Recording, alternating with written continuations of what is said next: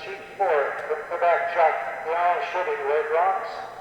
On sheet number 4, shooting Blue Rocks from Nova Scotia, Steve Ogden.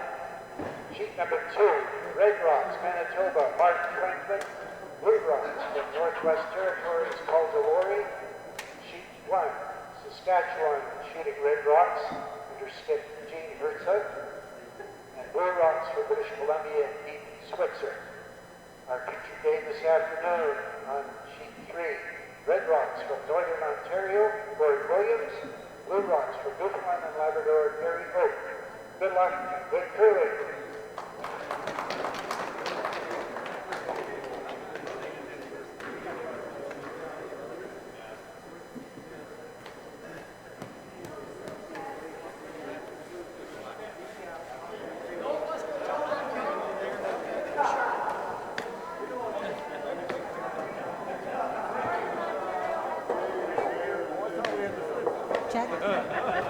Check. Can you hear me? Doesn't sound like it's going through. No. I can hear out there. Yes, I can hear now. So you can hear me now? We can't hear each other.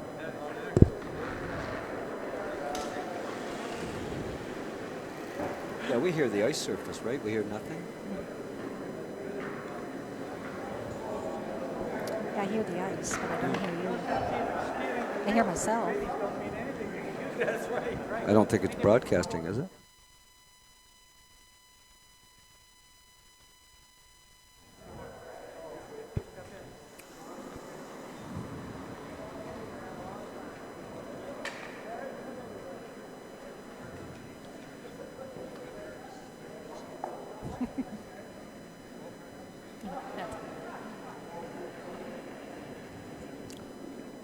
Good afternoon. Welcome to the 2016 Masters Curling Championship. The feature game today is between Northern Ontario and Newfoundland. Last rock is the Northern Ontario squad. Throwing the lead rock is Mr. Goodyear. I didn't see quite where they call it. Did you? With me this afternoon is Edie, a member of the curling club, and like me, a volunteer to do the coverage of the game. Yes, I think he just wanted it out of the rings there a little bit, but looks like it's just going to slide in a little bit. That could probably be one of the worst positions to put that first rock, because if they hit it on the nose and it's not biting, the other team cannot touch it and now has control of the center of the sheet. Yes, and what rock rule are we playing? Is it the 4 rock here or the 5? We're playing the 4 rock rule, which means that any rocks out front can't be hit until the 5th thrown rock of the end. Right. They're trying to keep it straight. You can see they're using the directional sweeping. I think it might have rolled in, so the Gary Oakey and his Newfoundland crew can hit that. And I understand that the Newfoundland team are 3-0 as of this draw. And what about Northern Ontario? What's their record? I believe they're listed at 1-1 coming in this afternoon. Well, both teams have got quite the credentials. Perhaps we'll chat about that a little later on. Sure. Jim Goodyear's now throwing an in-turn hit. He's probably going to want to hit it close to the nose, maybe get a bit low. Again, they're using the directional sweeping, trying to make it bend. And they've definitely made it bend. Jim, what are your thoughts on the directional sweeping now? We've had a few months to watch it and you've experienced some of that. The first time I saw directional sweeping was in a club game against a young team, and the only way they beat us was on the directional sweeping. We'd already won the Masters Championship and I knew nothing about it. I couldn't sleep that night. I was so upset.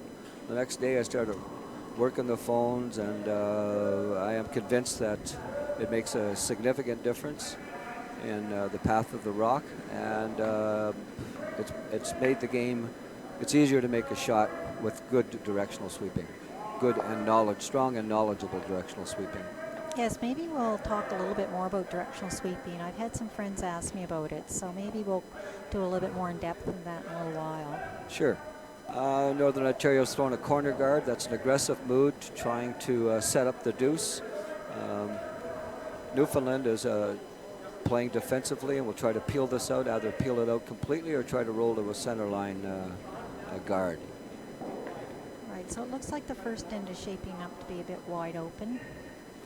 Let's see what happens here. Looks like he's going to tick it, maybe. He's peeled it, and he'll roll right out. Yes, there he goes. Mission accomplished. Good shot. Yeah, very good shot. How have you found the ice, Jim? Ice in both clubs is outstanding. The texture of the ice, which is important to me, is very good for sliding on. And the speed is excellent. It's sweeping ice. You can drag it a long way. Right, and we have our Tony Sterling, our co-chair, and his ice committee to thank for the good ice conditions and as important, the maintenance of it as well.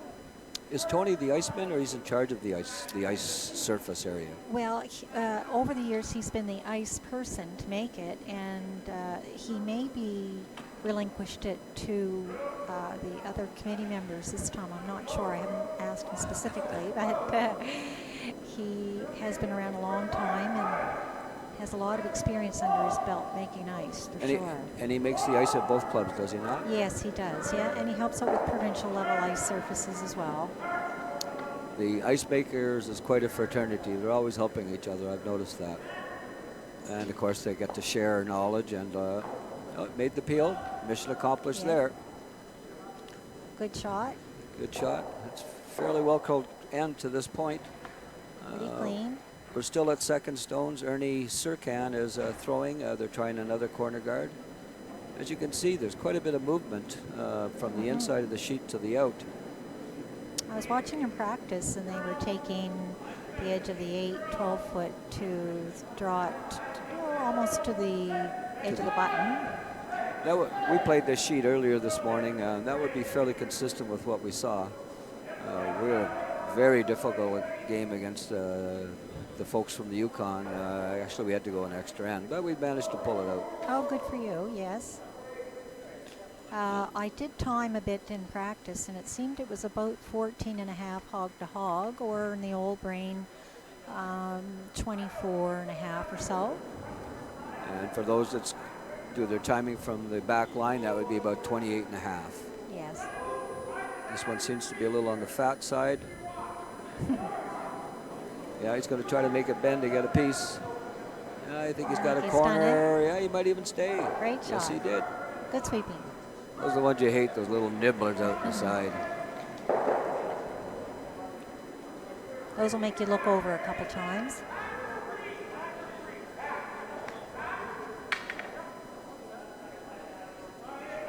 Things are bustling at the curling club today, and I had reports that the party at the Glooscap Curling Club was great last night. Maybe you can comment on the food, seafood, and whatnot, Jim.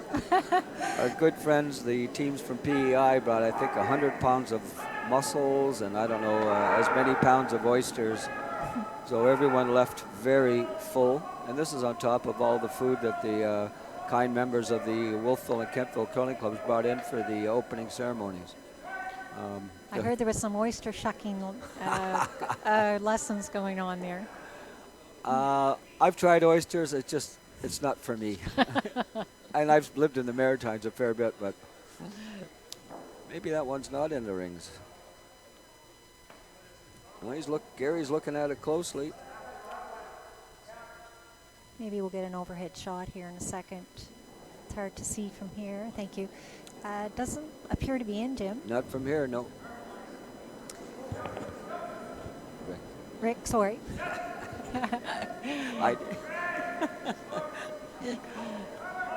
Throwing the intern takeout. They're trying to make it bend again, but now they're trying to keep it straight. That's one of the things with the directional curling is once you get them moving, it's hard to stop them. We call that overcooking it. Right. And as we've sort of learning the technique, it's part of the pain you have to go through. Yeah, we've heard some of the new terminology coming out this year, and it's good to have an explanation of what they're talking about. Well, my understanding is Curl Canada is going to be making some regulations regarding sweeping. What exactly they're going to be, I'm not sure. I think I'm of the opinion directional sweeping shouldn't be allowed. It makes it so much easier to make the shot. Yes. And teams that put in the time to throw them properly They make the shot without the directional sweeping. With the directional sweeping, you can be wide or narrow, and then you can bend it right over. Right. It's always a good question of what you hold your value with. Is it the technique, or is it the total shot with the sweeping? And it's really a good discussion to have. I think there's many opinions about that, and there has been a lot of changes this year, and sort of hard to keep up. We'll see what happens over the summertime. We could be looking at the 5-rock rule in the future. I think there will be some sort of changes regarding the sweeping technique, and there's even discussion about doing away with stopwatches. Right. Gary's trying to throw an in-turn hit, try to hit this on the beak. Seems like he's been successful. Nice shot, Gary. Good shot, Gary. I think you're right, Edie. This looks like it's a pretty quiet end. Not many rocks in play. I've played both these teams. They're both very capable, so they're probably filling each other out right now. And yes, getting into it, first end or two. I see them still looking at that rock over on the corner to see if it's in, but from our overhead, I don't think so. It certainly doesn't look it from here. You'd think the other team would have hit it when they had the opportunity, and they did. And they didn't. And they chose to draw towards it. Yes. We can see, we'll give you some updates on the other sheets in a little while, but there's lots of action going on. And the hack now for Northern Ontario is their skip, Gord Williams. He's playing the in-turn hit.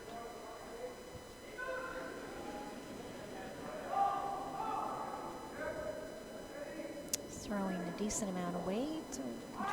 They're sweeping it to keep it straight. Lots of curl at the end.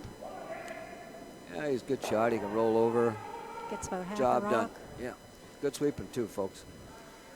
Rick, do you find the house lively with the rocks here? Yes, they are.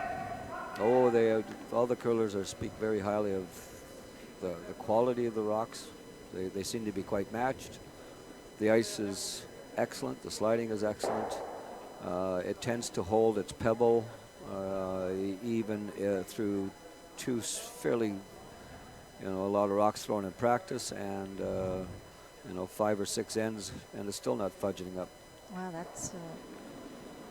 that's very good for the curlers. Speaks a lot to the maintenance. It does. It does. Gary Oakey's throwing the out-turn hit. Looks like he got the job done. Just keeping it clean. Rick, I was going to ask you what your favorite turn was, but I better not ask you that on air. It might reveal some secrets, so we won't go there. All curlers have a turn they favor. I have no problem. My out turn is my favorite shot. I have absolute confidence in my out turn everywhere. Yes. Don't you think that's most right-handed? I'm not sure what the statistics are, but maybe us right-handers all prefer out turn. I'm not sure. I'm not sure why it is either, but yeah, it seems a lot of people favor the out turn. Some of us suffered from the internitis. I occasionally have been known to point it a bit. Right. Doesn't seem to be contagious. No, I do it on one rock, I do it on the next, so I don't know if that's contagious or not. So Gord's throwing a shot at the only rock in play from what we can tell from our angle. He's the one Gary just put in, directional sweeping, trying to bend it over. He's got an edge, should be enough.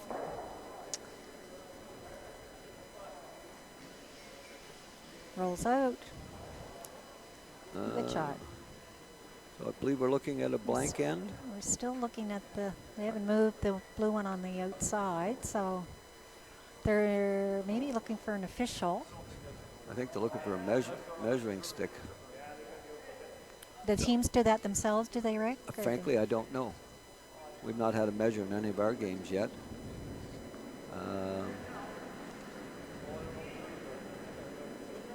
Here's the top.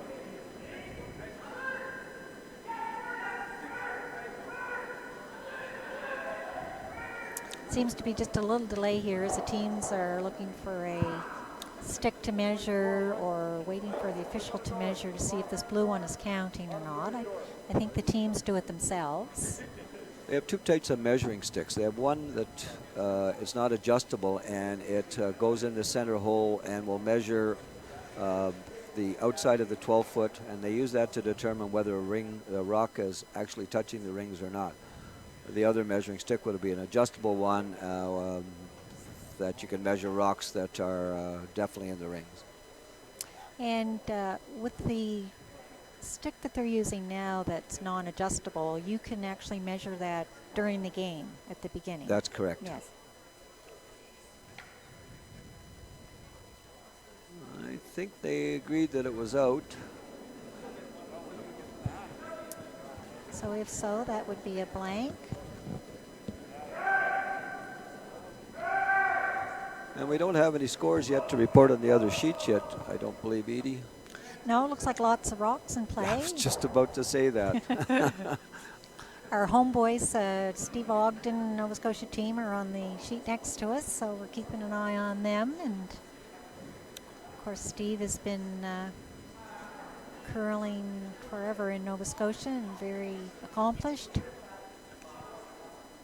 And sheet 1 has the Eugene Ritzik, former Masters champion, 2014, against the BC squad. Eugene is 0-1, and the BC squad is undefeated. I think they're 2-0, so that's almost a must-win for Saskatchewan. Not almost a must-win, but I'm sure they didn't plan on starting 2-0. Yeah, close to the bubble. I was reading a bio on our skip from Newfoundland, Gary Oak, and Gary has been in 3 Canadian Senior Curling Championships, 9 Mixed Curling Championships, and he's been to 3 Briars. And he's also been to 2 Canadian Senior Curling 3 Senior Canadian Curling Championships. Yes, so he's got quite the resume. He's quite the accomplished curler. Well, we've started the second end. The first rock was thrown into the rings. I didn't see if that was the call. Now they're playing the hit and stay.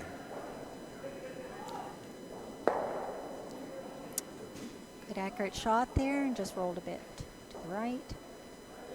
Looks like we're going to get into a hitting. Another hit fest. Hit fest.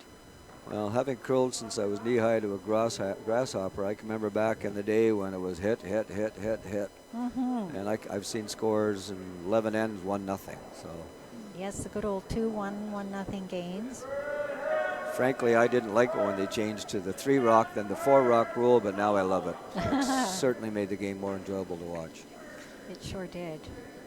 Mixes things up a bit. Now we may be into 5, like you said. You never know.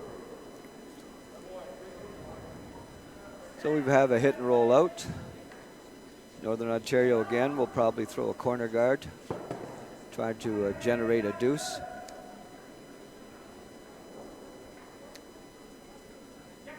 In the hack is Ed Koivalu. This is Ed's 5th trip to the Masters. Yes, he's Ed is from the Port Arthur Curling Club, as are the rest of the team, and he's been in the Masters Curling Championship for 4 plus consecutive, plus this year, so that would make it 5 consecutive showings for him. If you look at the front of their jackets, they all have 4 hearts here and 1 in the sleeve. I think they've all been together for 5 years, and this is 5 consecutive years. Oh, as a team, good for them.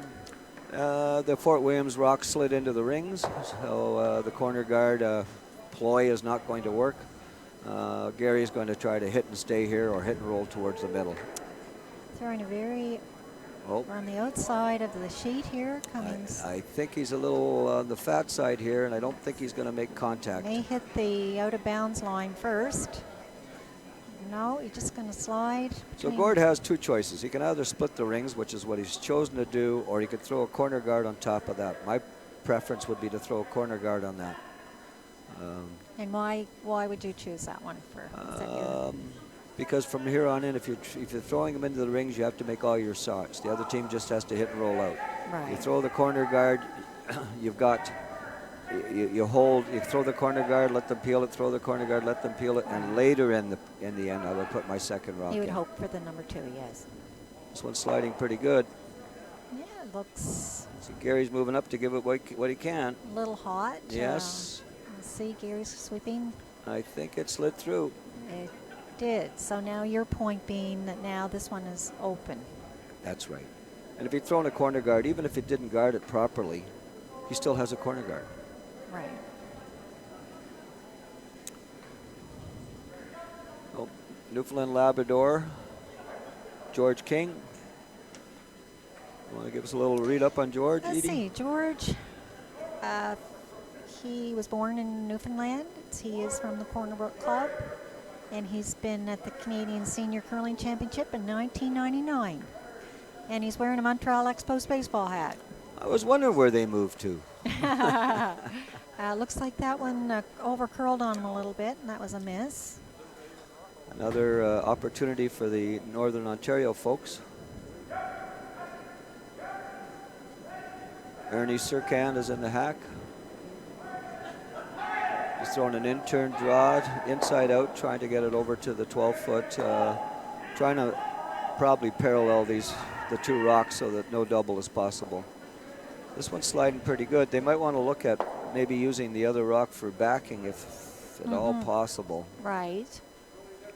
May curl enough to use that for backing. I think you're right. Oh, he slid through. Oh, that one's Maybe just through. They might want to have swept that earlier to keep the angle on it. Well, Newfoundland Labrador's got the third attempt at this. These outside, on the far outside, are always a test to see. Sometimes when you get wide in these, they won't bend up. He's thrown a decent weight at it. It's hanging out there. They're trying to make it bend. Looks like he's got a pretty good chunk of it. Good sweeping. Yep. Looks And like a good he's got call. it. Yeah, very good call. Well, they finally got rid of that thing. That one didn't want to go anywhere, wanted to stay. So Gord is going to call the same shot. The idea being here, he's got two rocks that are backing. They can come into play whether you want to freeze down to it, say you're a little heavy, or when the other team has to remove it, they have to be aware of the two rocks back there and that he doesn't jam the rock he's trying to hit. Anyway, we have in the hack Edward Pedersen. Yes, Edward is from the Port Arthur Club, and he's been at the Canadian Masters Curling Championship. This is his fourth showing. It was 2011, 2014, and 2015. So this shot, they're sweeping, try to get it to the house, both sweepers. It's going to come up a little bit short. Good attempt. And Northern Ontario has the hammer, so Gary has a choice. Does he draw the open side or does he go around? And I agree with his call here. Not that you care what I agree with, but he's drawn to the open side. Later on, he may consider differently to force Northern Ontario to take a point. But right now, he's just playing it open, making it far apart from the guard, so it's difficult to make the hit and roll in behind. Some teams would choose to go around that, but I think in these days you may see a lot of the teams draw to the open side. If you have the hammer, they'd be going around that corner. This one looks like it's sliding pretty good, Edie. A little hot. Yeah. Words on it. Well, it's another fairly wide open end. We've had some misses. I wonder if the ice is keening up a little bit. I don't have my stopwatch, but with that rock going through the rings, this gives the Northern Ontario the opportunity to attack and perhaps set up their deuce. Edward Pedersen's in the hack again. He's showing the in-turn come around on the rock that is just short of the rings. This one looks like it's sliding a lot better. It's certainly curling. Has room to get by the guard. This looks like a pretty good rock, folks. 14.5 hog to hog. Oh, he rubbed it. Just had a rub. Rubbed it. Nice shot. Nice attempt. Very good attempt. Maybe Edie can give us an update on the other three sheets. Sure. On sheet 1, we have Saskatchewan and British Columbia, and Saskatchewan are up 2-0 in the second end. And on sheet 2, we have Manitoba and the Northwest Territories, and it's 1-0 for the Northwest Territories.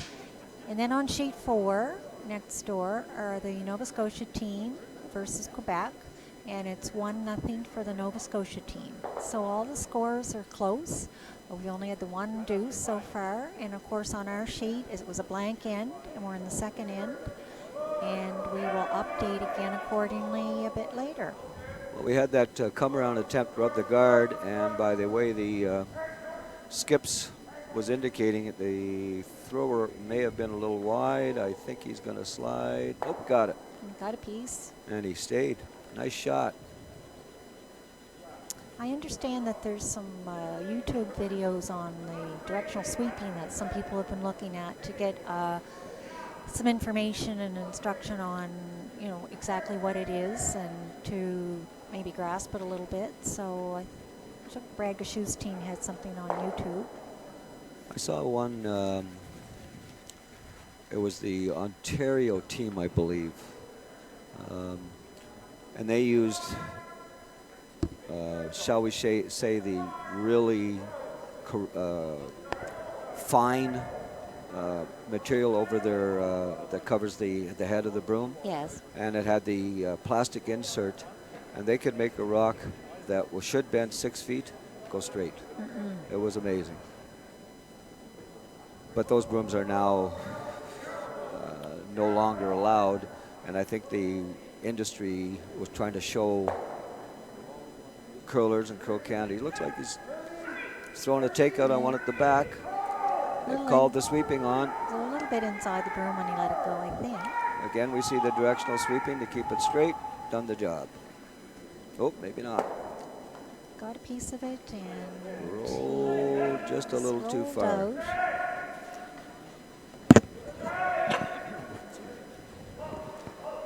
There's lots of backing of red stones. None of them are counting.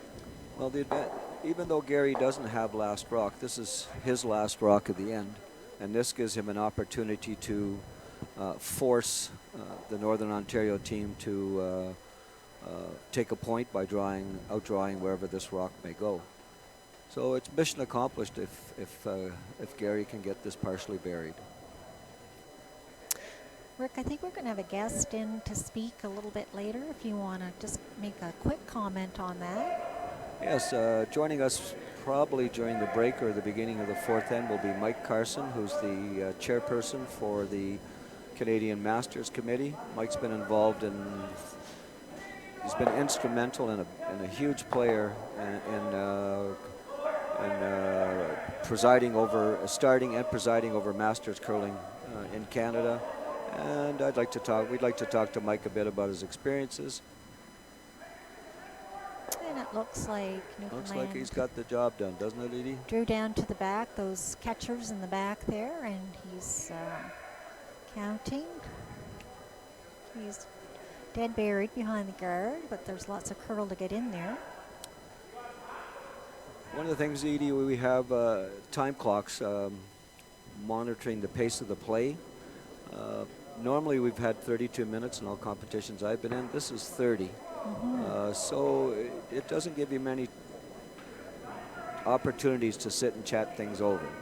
In this case here, probably that rock was buried. I don't think it was going anywhere. Get in the hack and throw the draw. So is the reduced time due to it being 8 end games, or just no, they used to have 32 minutes for 8 end games and 2 timeouts. Now they've got it down to 30. Seems like it's really it's not a lot of time to me, but I'm not sure. It doesn't. All you need is one long chat and you're behind the 8 ball, as we found out this morning. We see our men's team at the Worlds. Kevin Cooey's team like to use a lot of chat time, and yesterday they ran pretty close to running out, but it really certainly keeps your mind wanting to talk, but that you have to move along quickly. Well, you've got to actually work at it. It would be a skill to me. Yeah, nice shot by Gord. We now have a score on sheet 3. Yeah, so that's one for Northern Ontario. It was a nice draw. Button. So we'll see if the third end, if they're going to get into it a little bit more, Rick, and get a few more rocks in play. We'll see who's ready to go first. Well, we have Newfoundland now that has the last rock. Up till this point, Northern Ontario has had last rock. Now it's Newfoundland and Labrador. We'll see how aggressive they're going to. We'll see how aggressive he calls the game. So it looks like on sheet 4 that Nova Scotia and Quebec are getting into lots of rocks and lots of angles. Lots of angles. Steve looks like he may have to draw against 3 Quebec stones right at the moment. Let's see what happens. Steve's known to make these quite frequently. On our sheet, Northern Ontario skip, Gord Williams called the centerline guard. He indicated he liked it fairly tight. Now, Rick, do you guys, your team play the tick shot very often, or no? What do you? No, we've tried it occasionally this week so far. We wind up having to go around on our second. A dandy shot by Ed, exactly where the skip wanted. Very good shot. Gary's got 2 choices. He could come around. He could throw 3 choices. Come around, throw a corner guard, or throw it into the rings. If he throws it into the rings, it makes the Northern Ontario skip decide whether he wants to hit and roll, or he continues to want to be aggressive. In all likelihood, if it's in the rings, he will hit it.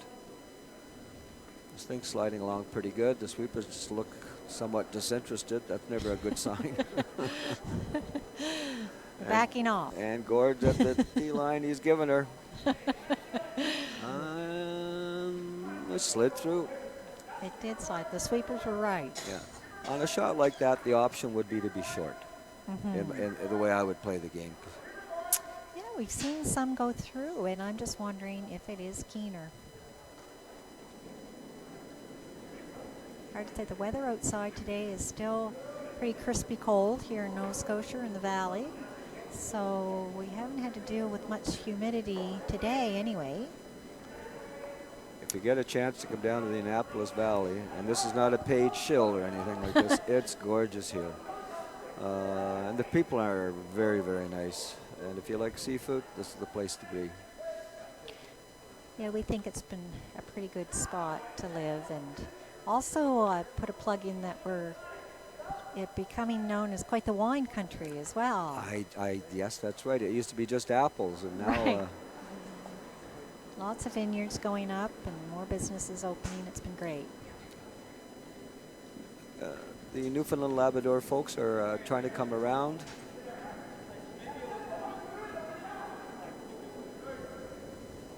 We're still at laid rocks.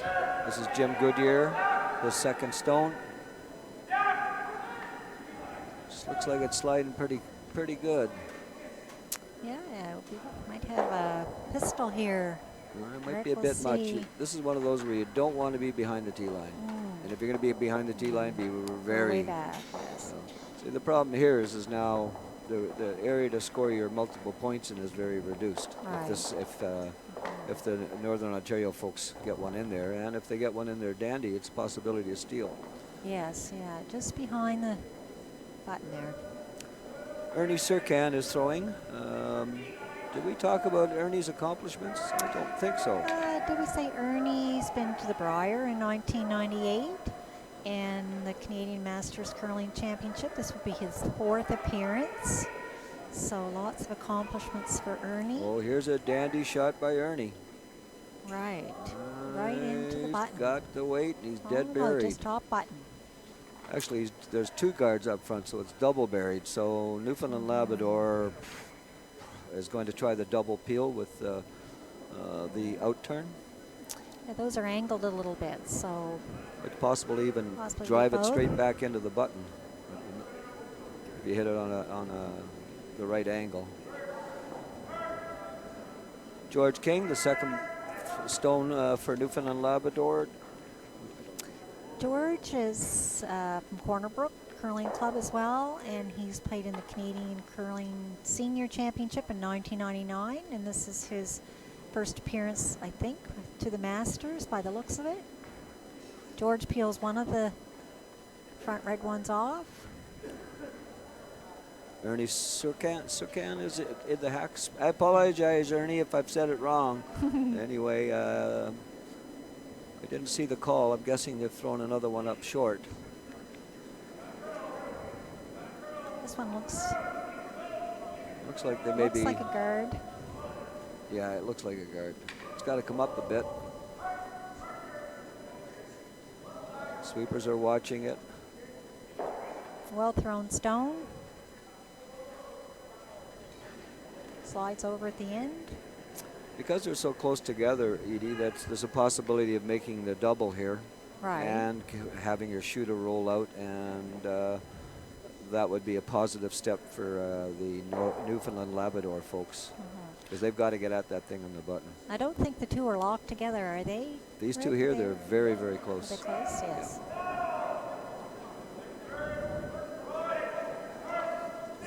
So we'll see. Well, looks like he's going to overbend here a bit. He's thrown decent weight. He's opened it up a bit. I think he had to do it over again. They'd like to have hit it on the what we call the high side of the rock. When you're curling into it, it's called the high side. Instead, he hit it a little low, and that resulted in the jamming the red rock that was angled in front. Now, Rick, if you were in Northern Ontario, would you be tempted to draw another one in around there, or do you like this call? I like this call, just a guard. Per guard. I like the guard right now. We're now at third stones. Edward Pedersen.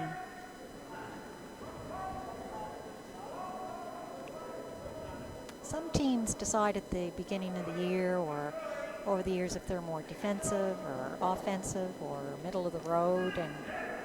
And so what are your thoughts? Are you when you come to a competition of this level, you had better be able to play a finesse game, a draw game. Perhaps to get to this point, there's a lot of games where you can play it just straight up and down and rely on your more experience, perhaps better shot making, and come out on top. But when you get here, it's a different story. All of these guys are accomplished. They've all been there. So you see a variety of shots, the draws or the... More aggression than you... and because of the four rock rule, it forces a more aggressive stance. So they're playing the peel. This is Roy Hodder. I don't believe we've mentioned Roy's accomplishments either. Roy, third on the Newfoundland team. He's been to the Canadian Senior Curling Championship in 2005. This would be his first appearance at the Masters. He's born in Trinity Bay, Newfoundland. Shout out to all the Newfoundlanders from Trinity Bay. Gord's called the centerline guard again. We're still at third rocks. I think this is the final third rock. This is shaping up to be a pretty good end for Newfoundland Labrador. If they could manage to steal a point here, they'd be up 2, playing the fourth, which is they can afford to give up a 2 and still be in control. Ed Pedersen is now throwing the guard with the intern. Sorry, Edie. That looks fairly light. I was just going to say we'll give an update on the other sheets here in a few minutes. Oh, I see there have been some big changes. This one may or may not get over the hog line. The problem is it's overbending as well. Nope. So it's just over. But I believe the red rock that's at the top of the button is probably accessible with a quieter weight shot. And that's what Gary seems to be indicating. And for those of you who have not curled or are watching, the rock has to be completely over the hog line in order for it to remain in place. So did we talk about? Yeah, we talked about Roy. Okay. Yeah. So Roy's throwing the dig here. The dig is try to throw a quieter weight, bend it around the guard, and remove the red rock and potentially stay in play. Looks pretty good. It They're looks like sweeping to make it bend. He doesn't need a whole lot of this. Nice sweeping. he's going to get a piece. I think he's going to stay, maybe. Nope. A piece and Still a good shot. Roll to the back of the 12-foot down the corner. No, Good shot, though. Northern Ontario still in a position now where they've got backing. If they draw down to that, it'd be very, very difficult for Newfoundland and Labrador to score more than one. And it might be a difficult shot just to get that one. And that all started with that red guard out front near the center line. And the blue rock came 2 feet, 3 feet too deep. And Yes. if that was, you take that 3 feet, Yes. that's a prime position to have your rock in. Do you want to talk about the other scores, Edie, as we've had some big changes? Sure. Just in the meantime, on sheet 4 with Nova Scotia and Quebec, score is 3-1 now for Quebec. And on sheet 2, Manitoba got a 4-ender, so in the second end, so it's now 4-1 over Northwest Territories. And on sheet 1, Saskatchewan, it's tied up with BC. It's 2-2 as BC got 2 in the last end. In our sheet, it's still 1-0, and we're in the third end. And Gord tried to draw this in around to the backing. Looks like he might be a bit warm. And he won't touch the back one. This puts the Northern Ontario, the Newfoundland Labrador folks in the driver's seat. They'll probably play the in-turn come around, try to get to the top of the 4-foot, and potentially set up a 3-under, Edie. Yes, it could very well be 3. We'll see what he does here. He's taking ice almost to the edge of the 12-foot, 8-foot, and there's been lots of swing. It's keen. I think it's running. My educated guess is around 24.5, the long way, the old way, and the split time I haven't practiced that for years, so. I'm not a believer in the split time. No, I'm not partial to them at all, and as a sweeper when I played second stone, I did not prefer them. Like the feel. It's a sense of, it's a source of information, but it's not the come-all and end-all. I still feel that the visual by the sweeping is the best way to go. The problem with looks like Gary's got this one a little inside. He might bump it over and help his guard situation, which he did. A bit light. Bit light, too. Mm-hmm. What were we talking about, Edie? You weren't listening, were you? Well, I was sort of watching Gary throw. I knew he was a little teeny bit inside there, but also light. We were so talking just about tipped it over. stopwatches. The problem with the stopwatches, you're dealing in 1/100ths of a second based on the hog line. And that doesn't take into account people that pull back a bit or the extension where you give it a little. I still like it, but it's just a secondary source of information. Personally, I could never figure it out. I was much more confident in my feel as a sweeper and watching it. When I was a junior curler, the fellow that trained us, and he trained my skip as well, he'd have us standing at the hog line, and every rock that came out, you had to say where you thought it would come, where it would wind up. Oh, you had a little contest. And that's all rocks. Whenever you stand at the hog line, when a rock goes by, think, where do you think that's going to end up? Your rocks or opposition rocks? This looks like it's coming in Looks like nicely. he's got a dandy. Well, he's trying to make it bend. He doesn't want to bounce off. So Gord tapped the blue shot back, and Northern Ontario sits 1 at the back of the 4. Well, Gary has a similar shot to what Gord just threw. He squeezed the guard. Didn't even probably have to squeeze the guard. There's a shot there for a 2. For 2, yes, there is. Tricky, but it's there. He's got about, it's to me like he's taking kind of a moderate amount of ice. Not sure if he's playing a bump or if he's just playing down to draw. I thought the way the third indicated it might be just the draw. Certainly you would want to attempt to bump it back. I'm with you. Get your 2 while you can.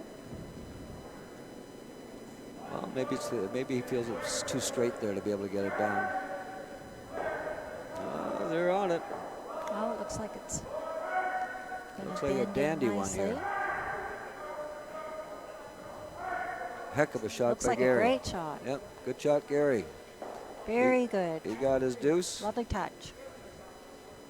That would put Northern Ontario up Newfoundland Labrador up 2-1. So the old take two, give one works every time. Is that correct?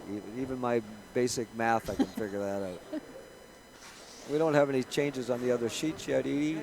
No, we're all at the same scores we were before, tied up on sheet 1, 2-2, Saskatchewan and British Columbia.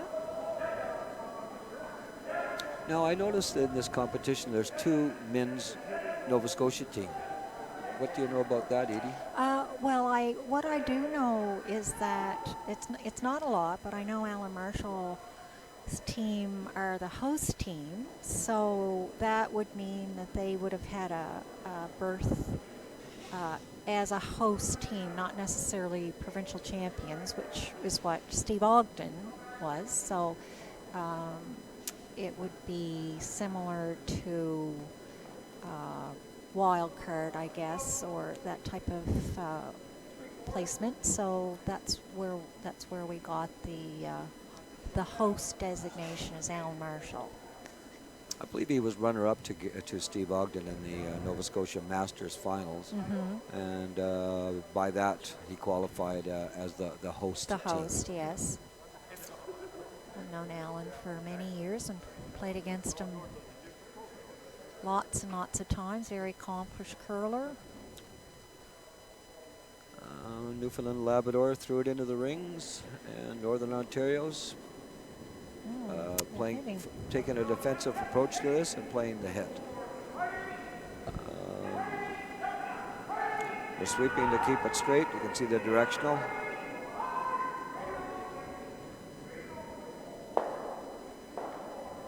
Looks like the stones are pretty lively. Going to roll out and clean house. Gary, if he's consistent, we'll put another one top 4. So would you be tempted to? I'd be tempted to put one? I'd probably do the same thing. Put it right in. Put it right in. How are we doing on time clocks for these 2 teams? Have we noticed any problems with them?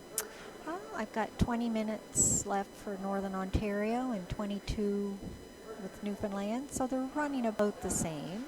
Neither team has taken a timeout, so they have those left. Stop the clock. They're indicating down there, stop the clock. Sorry. Okay, we're just going to stop play here for a moment. Oh, they've lost a rock. Somebody stole it, took it home.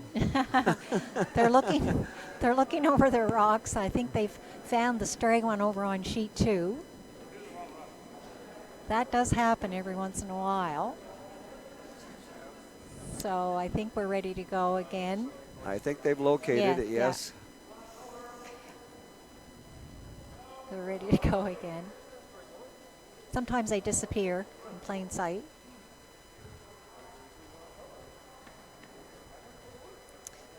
So Gord looks like he's going to draw around. Calling for a draw. Again, his choices would be to peel it. No, he can't peel it. We're still in the free guard zone. So he could throw a corner or come around or draw the wing, but he's chosen to come around. I believe last time he drew to the wings, did he not, Edie? Yes, he did. So he's shaking it up a little. Yeah, it looks like he might be ready to dance there a little bit. This one looks like it's sailing along relatively good. Looks pretty good. Needs to bend a bit.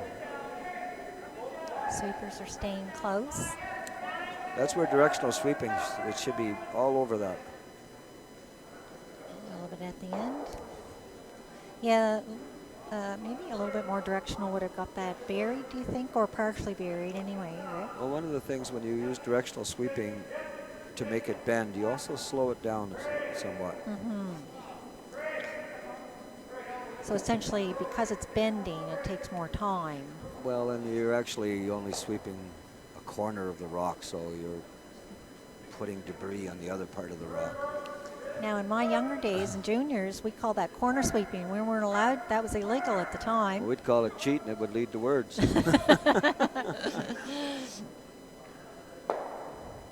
So they played, tried to take the red out, and they peeled out the center line guard. So now it's Northern Ontario's turn again.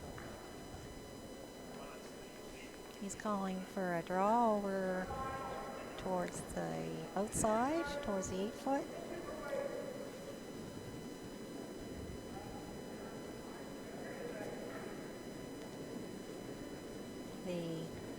Ernie Serkan, is that Ernie in the hack, or is that still a lead? Yeah, that's Ernie. No, that's the second. I believe that is. I believe the lead is the lead sweeper here, or the. It looks pretty good. And they'd like to parallel that with the other one so that there are no double chances. And gotta they're get it on the running out paint. of ice. Nope. Not But on the paint. it's a usable rock. So if you're going to, shall we say, miss without the hammer, that was the way to miss the rock. Versus putting it through. That's correct. Right. You can use that one.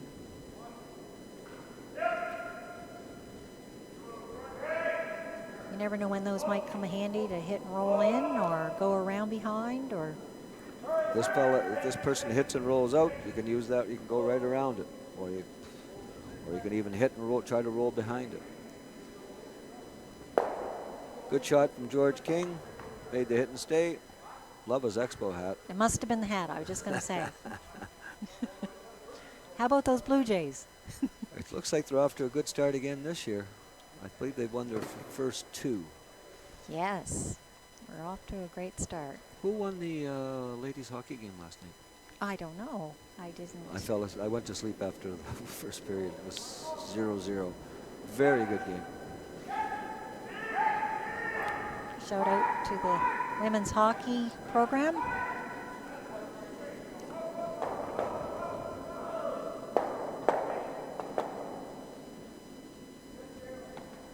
I see there's been quite the interest in the mixed doubles in curling now. I watched some online during the week and weekend and really didn't understand it a bit until I got sort of into watching the games. And our Nova Scotia team with Mark Dacey and Jen Baxter did very well, made it to Saturday. And congratulations to Jocelyn Peterman and Brent Gallant for winning.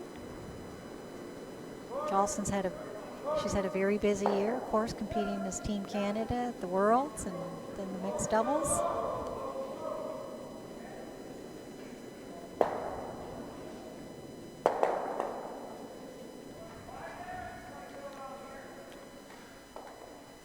Northern Ontario's up now.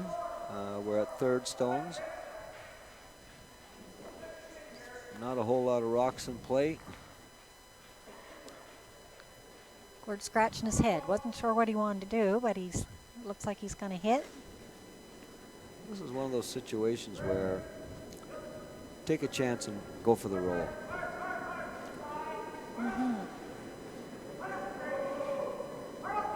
Look like it might be a little on the wide. They're trying the directional to bend it over. It's a good sweeping. He's getting close to the roll. Well, they hit it right in the nose. That ice is bending. Once you get that directional sweeping going, it can really make a difference. It's quite amazing to see. Do we have any updates, Edie? I see. Well, let's see. On sheet 1, Saskatchewan and BC, it's 3-2 now. BC stole 1 point. And sheet 2, Manitoba and Northwest Territories, Manitoba stole 1. It is now 5-1. And on sheet 4, with Quebec and Nova Scotia, Nova Scotia got 1 back, so it is now 3-2. And on our sheet is now 2-1 for the Newfoundland team over Northern Ontario. And we'll be finishing this end up momentarily. Good shot from Roy. Hit it perfectly on the nose. Can't be ignored by Northern Ontario. What other types of events been going on this week, Rick, with the... Well, Digby hosted the Canadian seniors last weekend.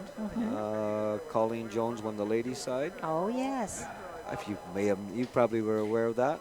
Yes, I know. Well, I know the girls. I know teammates quite well. And congratulations to Colleen, Mary Sue, Nancy, and Kim. And the men's side was won by my clubmate, Brian Cochran. Oh, congratulations. And as Brian knows, his success, I've been very instrumental in it all along. Of course. You were the one that did it for him. Right, Brian? Right. Congratulations. No, they're a top-notch team. We had some practice games against them. I won't tell you who won, but it was fun.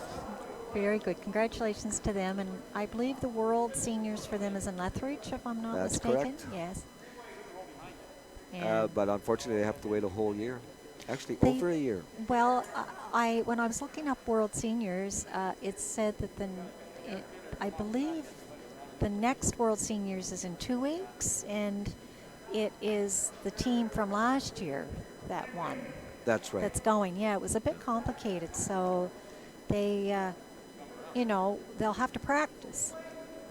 We were in that situation where we won in 2009, we won the Canadian Seniors, and we had to wait over a year, and we played and played and played and practiced and practiced. We still only got a silver.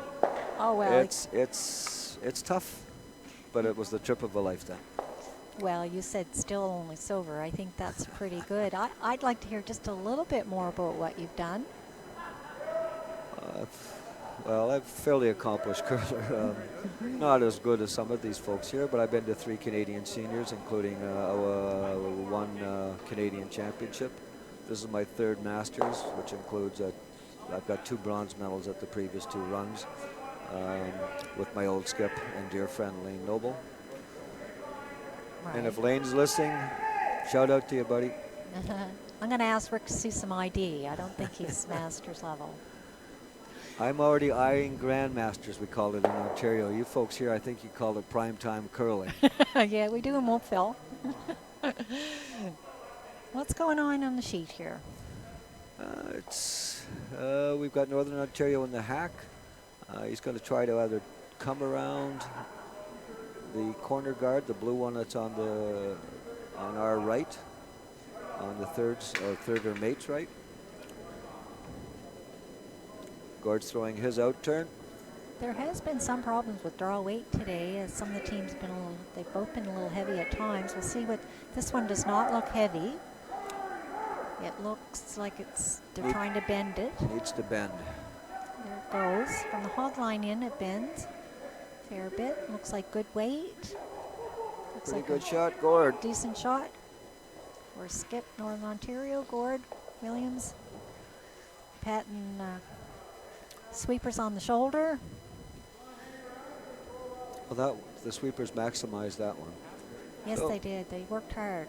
So Gary Oakey of Newfoundland Labrador I think he has 2 options here. He can throw a quieter weight shot or something to dig it out. He probably can see 3/4, or he could plays the raised takeout. He's chosen to go with the hit what he can see routine.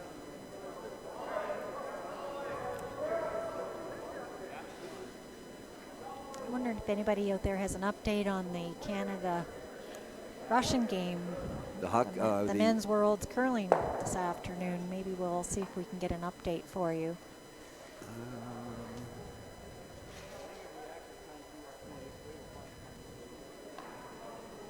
Pronounced. Okay.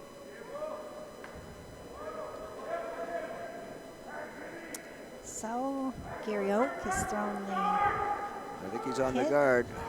It's going to be he's close. close.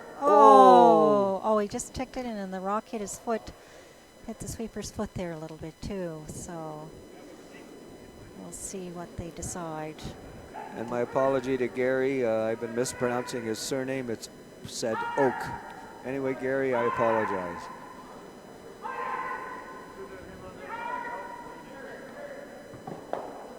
So now we're looking at Northern Ontario with a draw to any part of the rings to score their deuce and to go up 1 before our break. Just a reminder, joining us shortly will be Mike Carson, the chair for the Canadian Masters Committee. He's going to talk about his experience being involved with Masters and perhaps the future of where he sees Masters curling going. That'll be a very interesting discussion. I'm interested in being that demographics heading that way on sort of the numbers a little bit towards Masters curling and what he has to say. So stay tuned, everybody. I think we're going to start that in the fifth end, are we, Rick? I think he's coming at the beginning of the fifth end. Fifth end, right. So now we got Gorge trying to draw a portion of the rings to get his deuce. They're just keeping it clean,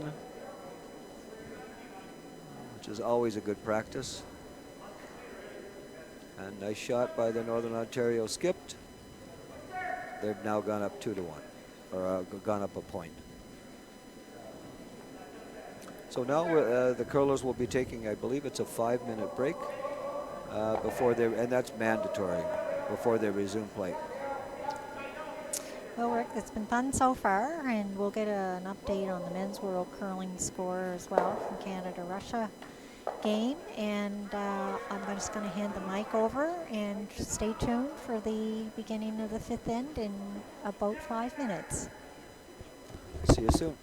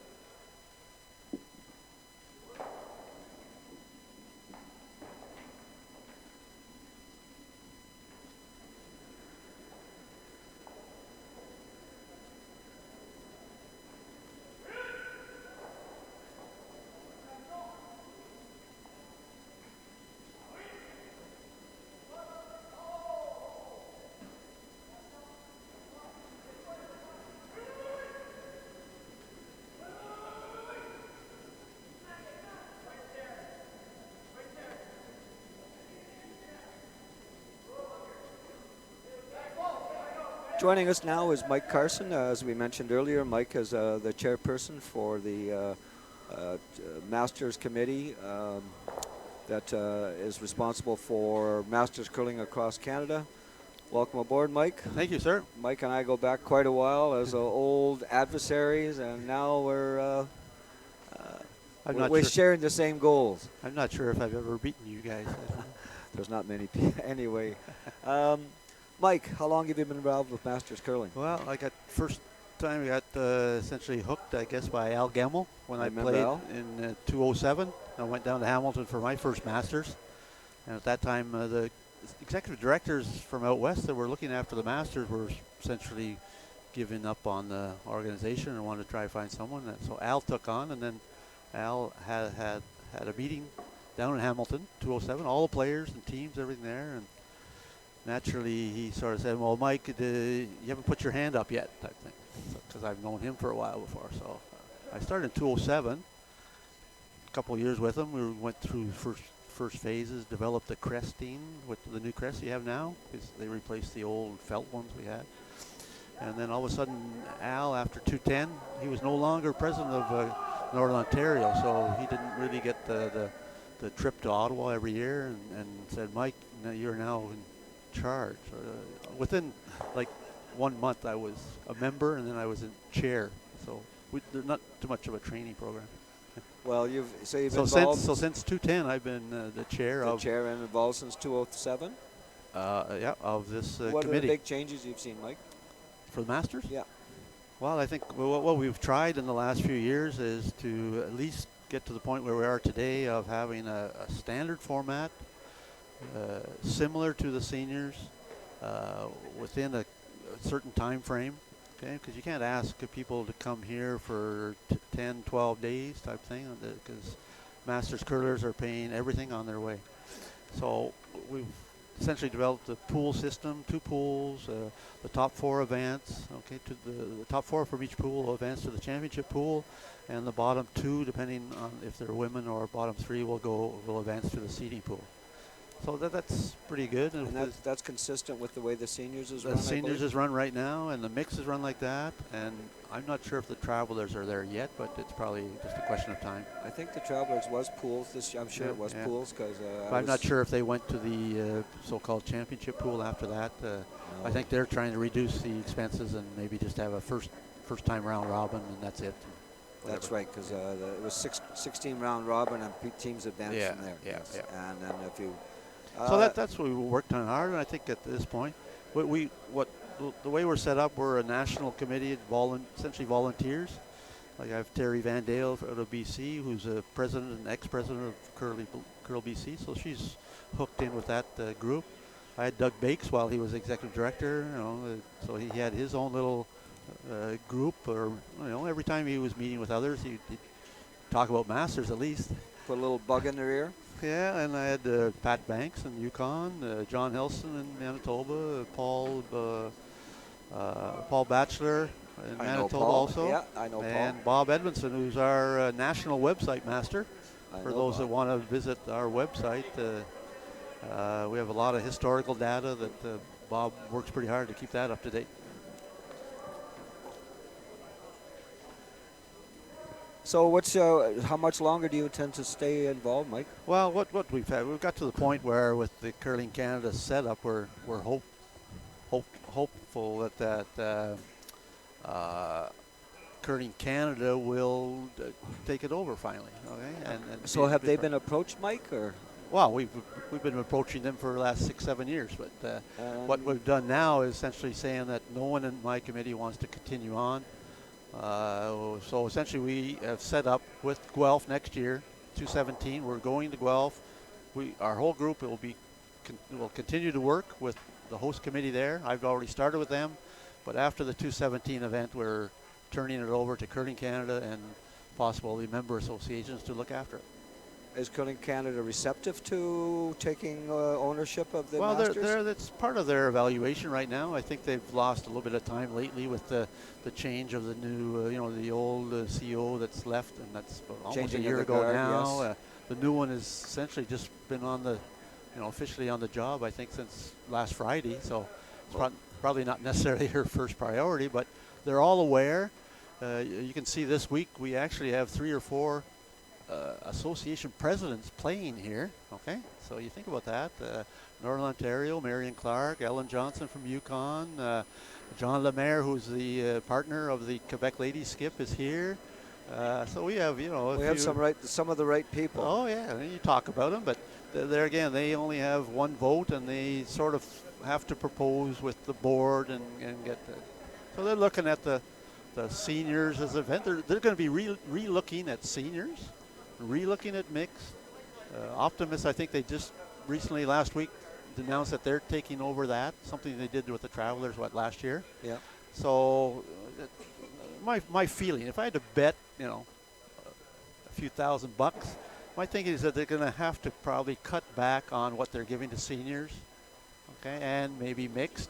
For example, cut back on the hotels or something like that, but continue to pay travel, which would free, excuse the expression, free up some money for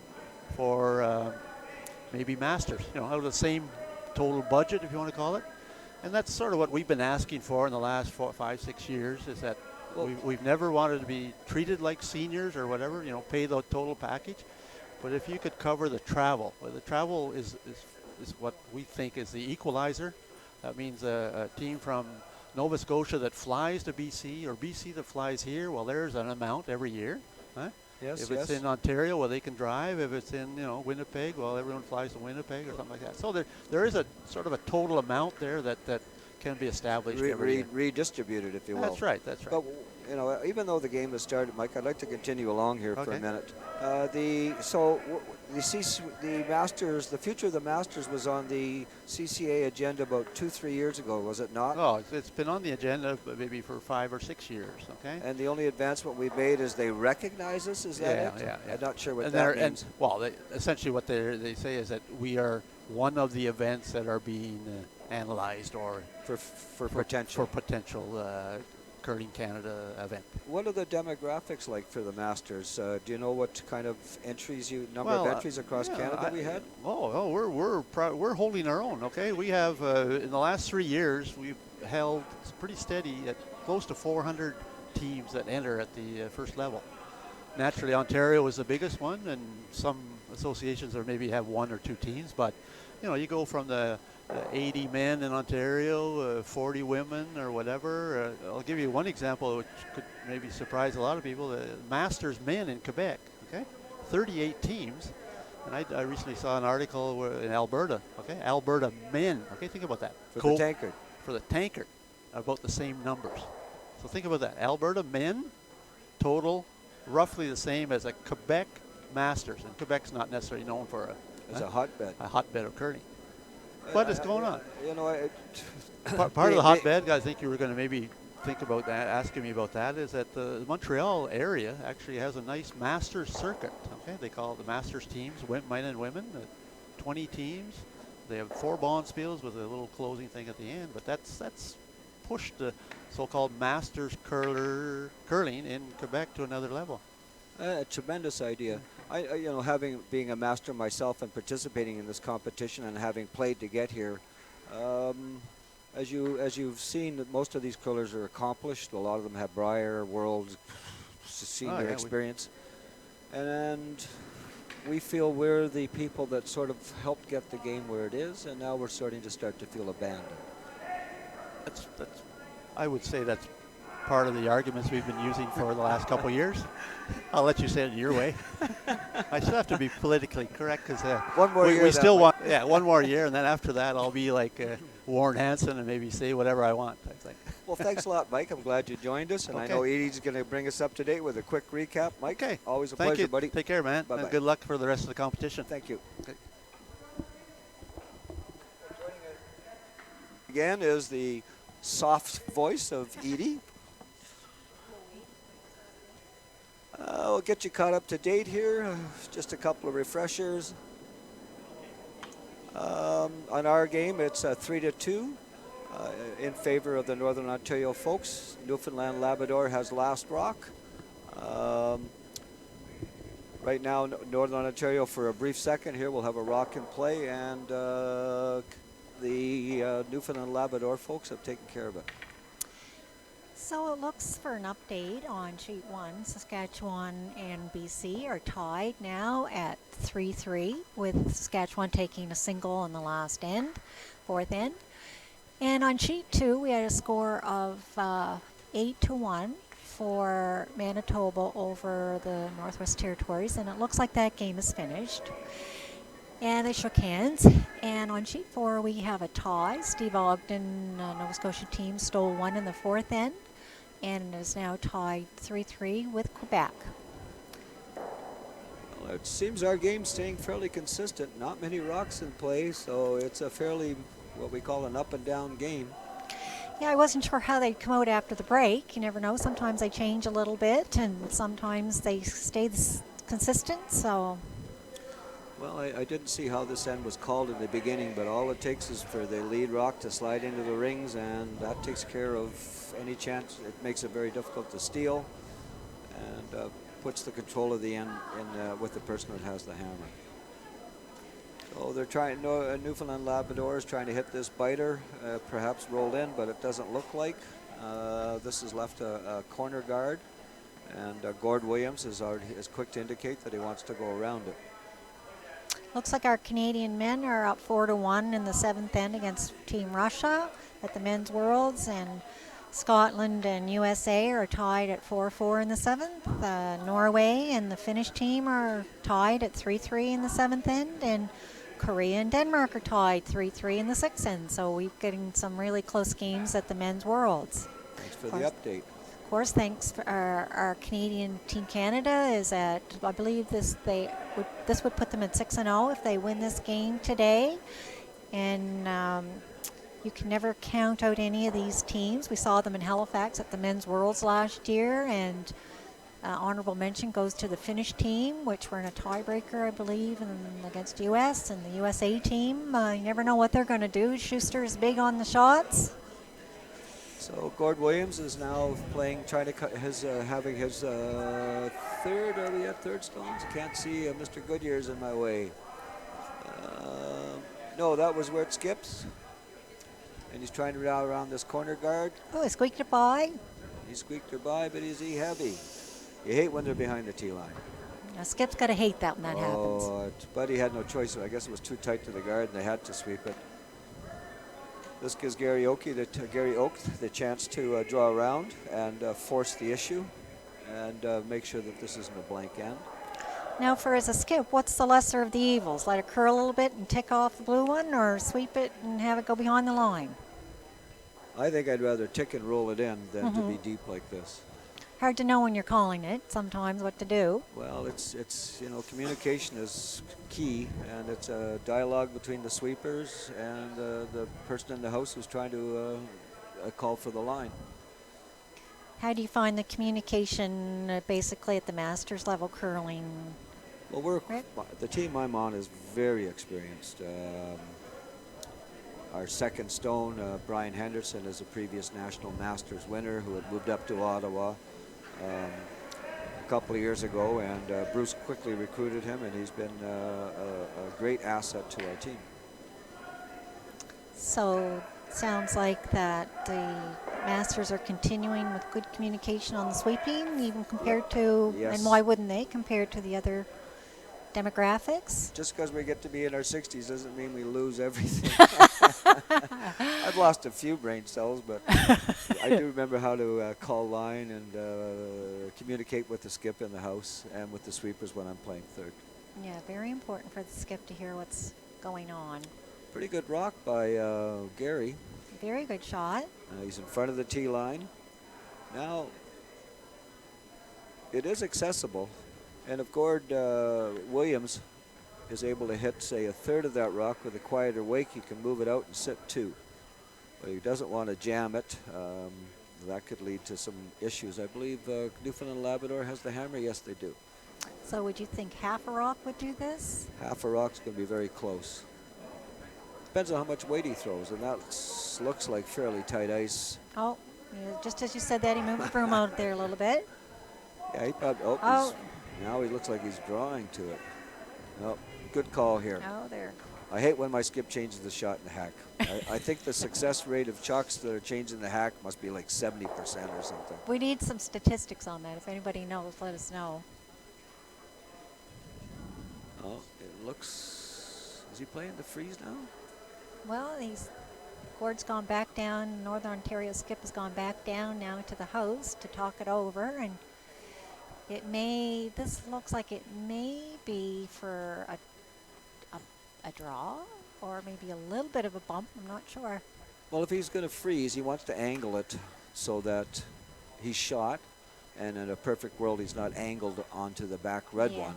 Yes. And that could set up a fairly good end for him. For him, yes. He's in the hack now. Gord's throwing the out turn. Newfoundland have the hammer in this end. No. No? No, I don't think so. Northern Ontario got one in the... Yes, you're right. Yes. No, this is an aggressive call then. Seems to be a lot of space. Long way to bend. They're trying to make it bend now. Well, there's going to be close here. Yes. He didn't bend enough for him, I don't think. Pretty good shot, though. Good shot. Let's see what's... Ed Pedersen's in the way. Ed, move. Okay, there we have a good shot. Yes, it's accessible. I'm not sure how much you got to squeeze. There's room. There's room. Quiet weight. You should be able to get low. He may even be able to bump that red one out and Roll even in. maybe get a little bit of a roll, so they might get multiple points in this end with the hammer.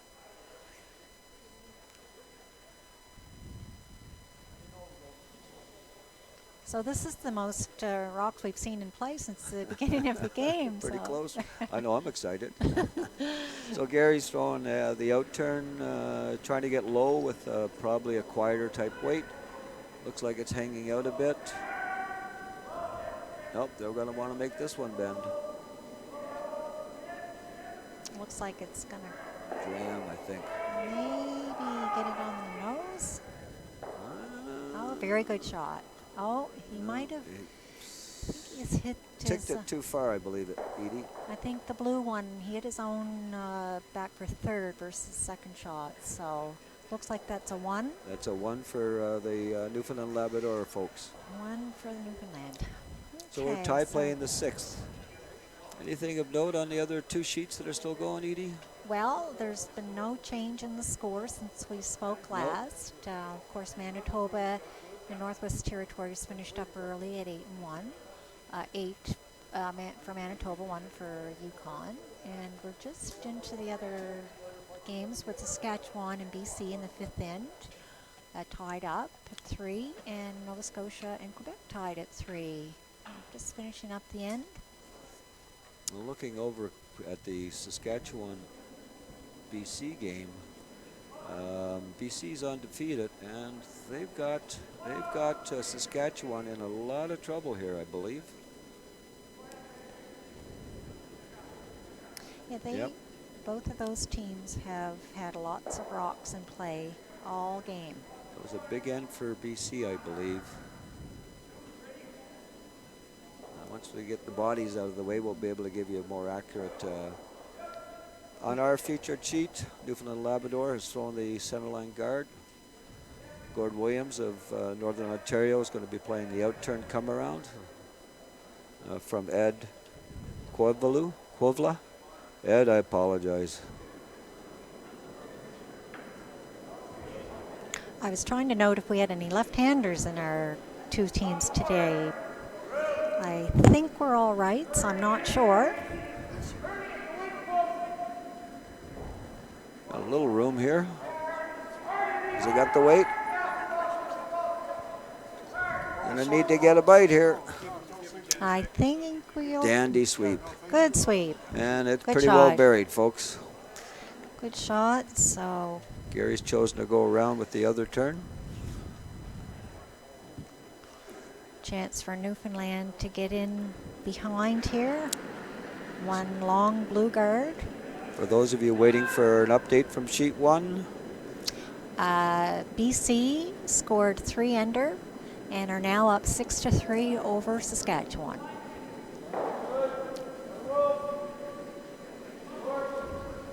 and we've got the second stone, or is that Bruce?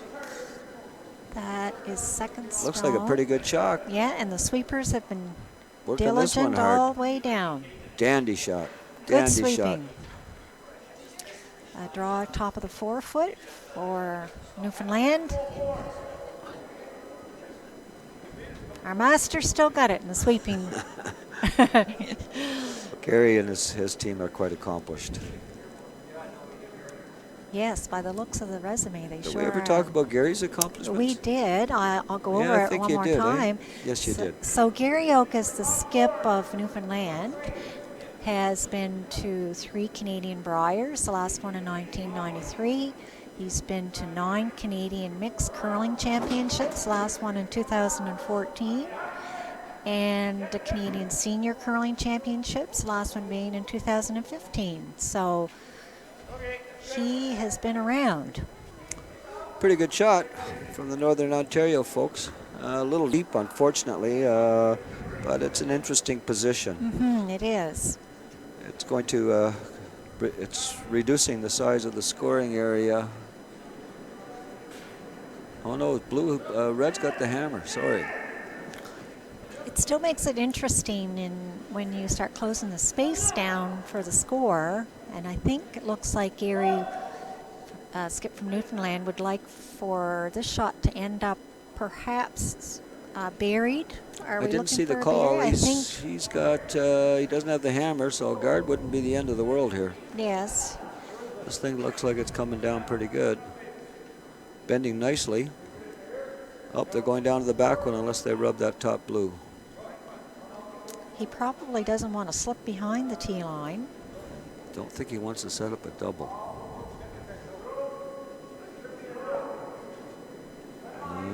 Well, could be a potential double there.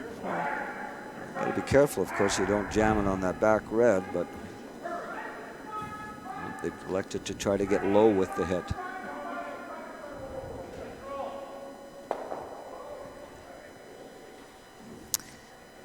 So we may be potentially have a double here, or maybe I thought he indicated, oh, it looks like he might have been a bit tight. Oh, he is tight. He's trying to get low when he hits this. He's not going for the double. He's trying to get by the top guard. Lots of hard sweeping. Got it by the second guard. Hits the second blue shot and rolls over to the left. So we have Newfoundland Labrador. He's electing to play. He doesn't like all the red ones in the house. I can understand that. So he's going to try their probably hit and roll, or I don't know if he wants to hit in the nose, because that could set up a double. Right. So Northern Ontario have the hammer. Red has the hammer this time. They're trying to keep it keep it straight, sorry. It looks like he's going to be hitting this quite thin. If he does, oh, I'd be pretty happy with that one. You'd be happy with that. That's a dandy shot. Well, he's sitting two, maybe the doubles there. Now it's Northern Ontario's turn. I think the skip looks like he's pondering whether to peel the guard off or try to hit the top blue one in the 4-foot. Looking at the time clocks, I note that Northern Ontario is substantially behind in time from their Newfoundland counterparts, but I still think they have plenty of time. I think so too. What, in your experiences, how much per end do you allot for? Well, here they're allowing less than 4 minutes, and we're notoriously slow, so we're used to being down to the last few seconds. Right. But, you know, I've also been involved in 3-hour 8-end games when we didn't have time clocks, so time clocks are a good... Yes.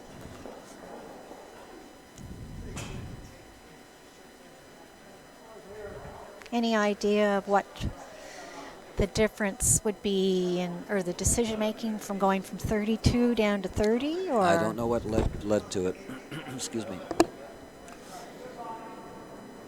But it's, you know, time clocks have been a great addition for the game. There's not any of this standing around and watching somebody take 15 minutes to make a decision. Exactly. In the club level, we have clocks, and most clubs in the area I'm from have clocks indicating you have to finish your end by this time you have finished this end and one more, so that usually means just 7 if you don't keep a good pace on your game. That's a dandy rock. Great shot. I think he might be looking at the raised takeout here. Newfoundland sitting 3 at the moment. Without last rock, but there are 2 red rocks in the rings. No real long guards. Skip Gord having a look at the angle and hoping to run this top red one back. Make a double of some sort.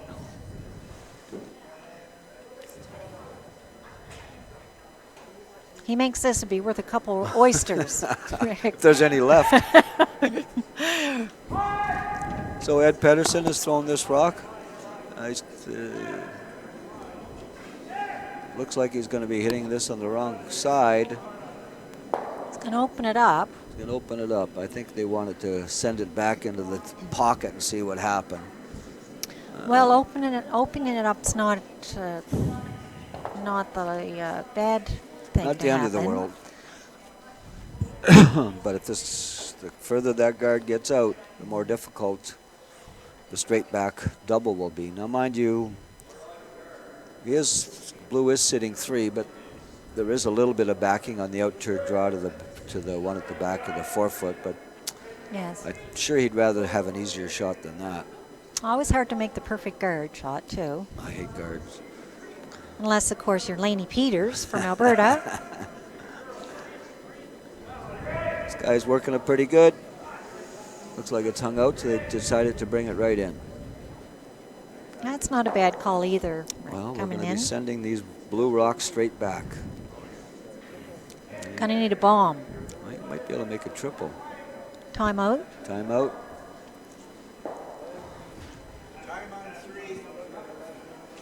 So Gord Williams called a timeout from Northern Ontario to decide which way to go here. There's Newfoundlanders sitting 3 with 1 at the top. Looks like it's a team decision. We're at thirds last rocks, I believe. Yes. My preference is to still run the blue back into that other blue and see what happens from there. The only other shot would be to try to draw to the back of the forefoot, I think. What's the risk in trying to draw? What happens if you don't make it? So he came up short. Right. And you're asking the team to throw it to the button. Looking at 3. I think he'd rather have an easier shot. I mean, we are in a tie game. If they gave up a point, it's not the end of the world. Right, you might force them just to the 1. Well, I believe they have the hammer, don't they? Yeah, Red has the hammer. Red has so the hammer. I think they'd be happy to get a point right about now. Yes. This is sort of called the control end, the 6th end. If you can score the 6th, even if you give up the deuce the next end, you're still in a pretty good shape coming home down 1 with. It's always interesting to look at the scoreboards from previous games to see what happens in those 6 ends, or in the case of a 10-end game, what happens in the 8th end. Team are having a chat.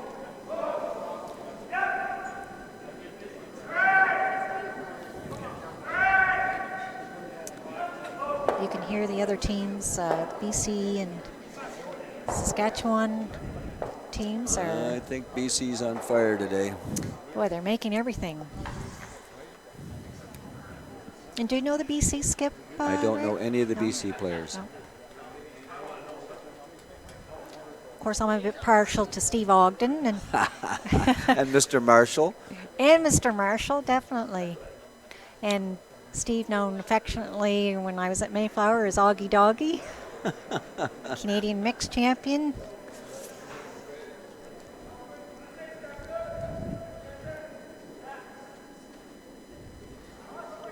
So it looks like, what is, I think he's running it back. Got to open it up. It's that rock in front's not. There's a controlled position. If it, he's gonna, they're making it bend. They're making it bend. it's going to be close. Nope. Sweeping kept that rock pretty straight, He really. was trying to make it bend. He was using a directional sweep, but it just wouldn't react the way they wanted. Had lots of rotation on that stone.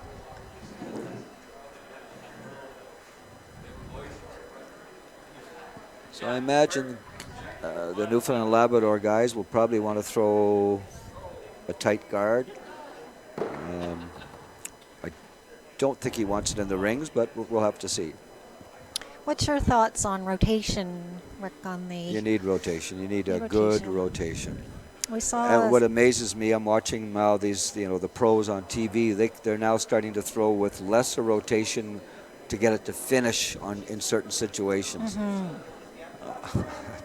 I'm not at that level. No, and some teams were throwing... I believe Rachel Holman throws a lot of rotation on her rock. Most competitive teams now do.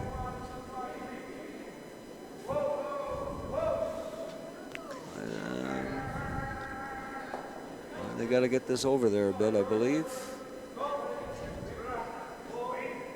So... Looks pretty good. Newfoundland Nice, attempting a guard. yep, nice shot by Gary.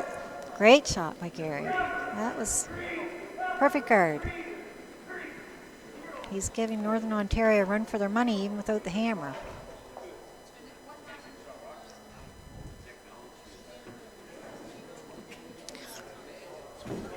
So Skip Williams he's tapping the button, so it looks like he may want to try that one, I guess. Well, he's in trouble. He is in trouble. The only good thing is he has last rock. Now, if he welds one on the button, then he's pretty much He'll probably score his point. point. But if he doesn't,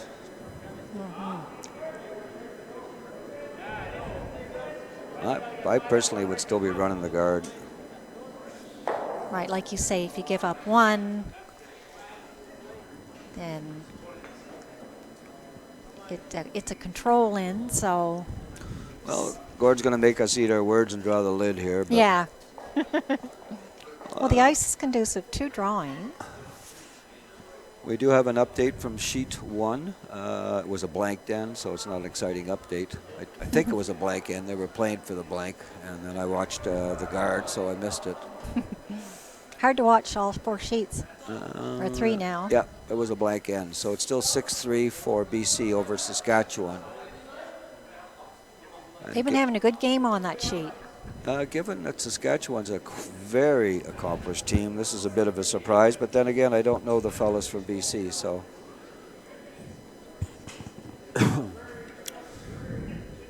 So we got Gord's trying to make the draw to the button. Weight looks reasonable. They might need to make it bend. Yeah, they need to bend it. They should be sweeping that to bend it over as much as you can.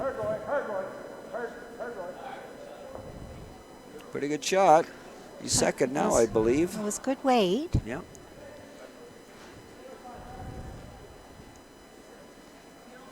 Well, a bit of a debate as to what to do here. Newfoundland sitting 1 without hammer. What do you like?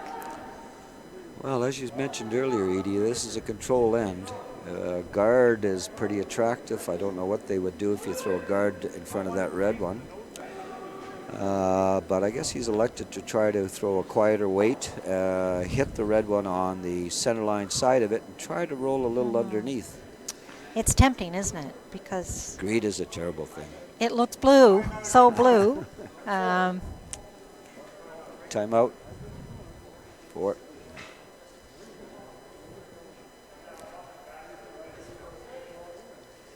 You could be right, Rick. A little tap on the inside. Is this one enough? Just enough to push it back a little bit and roll to the button. Doesn't inside have to move the it much. The big thing is to get that inside roll. Yes. Well, as we've seen, Gary Oak has tons of experience, so I'm sure he's thrown these types of shots before. Looks like he's got a fair bit of weight. They're trying to bend it. Oh, it's bending. Now it's going like heck. They may have overcooked it. Yeah, he's a bit light on the weight, but The rub wouldn't be the end of the world rub here. would be fine. Well, that gives the Northern Ontario folks an out here. They could play the takeout, the raised double takeout on the thrown rock and score their point that way. Yes. The danger would be to somehow hit it back on your Looks like on your red. he may try it. I think even if he jams it, he's going to score. What he can't do is hit it on the nose. The game would be over. I don't know. I don't think you can get there for second shot. With an in-turn draw. Ooh. Excuse me. Okay, he's going to try to outdraw that. Get closer to the button than the red counter of Newfoundland, Labrador. So this turn as opposed to the in-turn. I don't think he has anything on the intern, and he can't get to the button. Yeah, this one he can get to the button. Well, he's throwing it away, I believe, by the looks of it. Oh, is he? Yes. Gord Williams decided to throw it away and give one to Newfoundland. So it's a steal of one. Puts Newfoundland up 4-3 after 6. That was an interesting call. I was a bit surprised myself, but... We won't talk about the Men's World Championship in Moncton when Kevin Martin played Scotland and elected to throw away the shot in the 10th end. I remember that. We've got quite the battle on sheet 4. We've got Quebec and Nova Scotia. Quite a few rocks in play.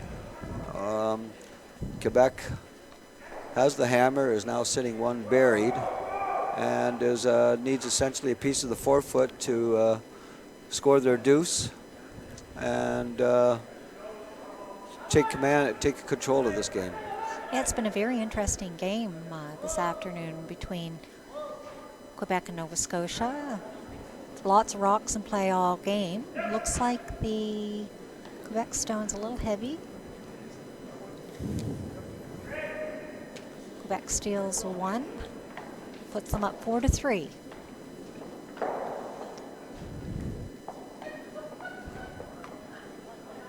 On our sheet, we start at the 7th end. Looks like they've called a center line guard or tight. Looks like he called it in. I think it's in. Yeah. And I'm believing Northern Ontario is going to play for the blank, so they'll have the last rock coming home, particularly with, makes it easier with that Newfoundland Labrador rock in the house. Going in. He probably wanted that one out of the rings, don't you think? Correct that I shot? did, yeah. Well, he's one up. You know, I played with guys that are one up. We'll slap it in the rings and make them make a. I think I'd have thrown it in the rings too. Yes. But the danger of that is the other team blanks has last rock coming home, and you go, whoops! I wish I'd have forced them. As Russ would say, if you make the call, if you call it and make it, it's the right shot, and if you don't make it, it's the wrong call. And Russ, Edie and I are after your job, by the way. So. Yeah, Cheryl too. I sent Cheryl a message yesterday. I asked her if she had any tips for me. She said, yeah, don't do it with Rick. Oh, it's been fun.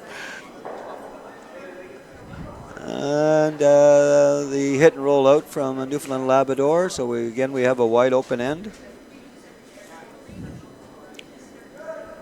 And over on sheet 1, looks like BC are now sitting 3. Lots of blue rocks in. Well, Saskatchewan, frankly, is in a lot of trouble. They've got to get a deuce here. They definitely need to. They have a biter at the far back, but that's 5th shot, so. They just, BC are piling them in there. With Newfoundland Labrador rolling out on that last hit, that gives the opportunity of Northern Ontario to throw the corner guard. We're at the old corner guard. We're at 2nd stone, so I think they'll probably peel it. And that seems to be the call for George King, the second. They called him on right away.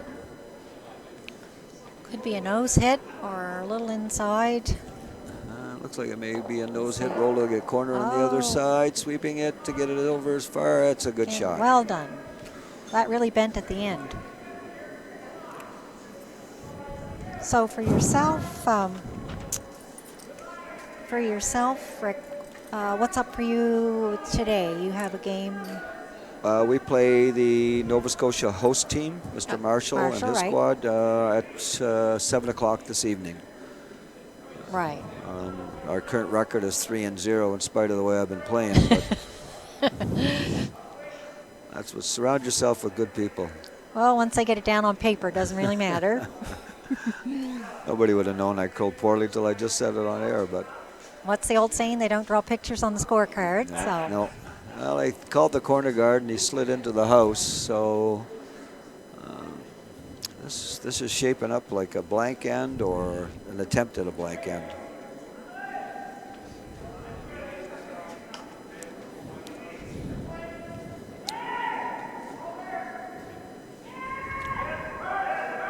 George putting the Montreal Expos ball cap to work here. Good shot. Good shot. Nice shot, George. Very good shot. That's harder than what it looks.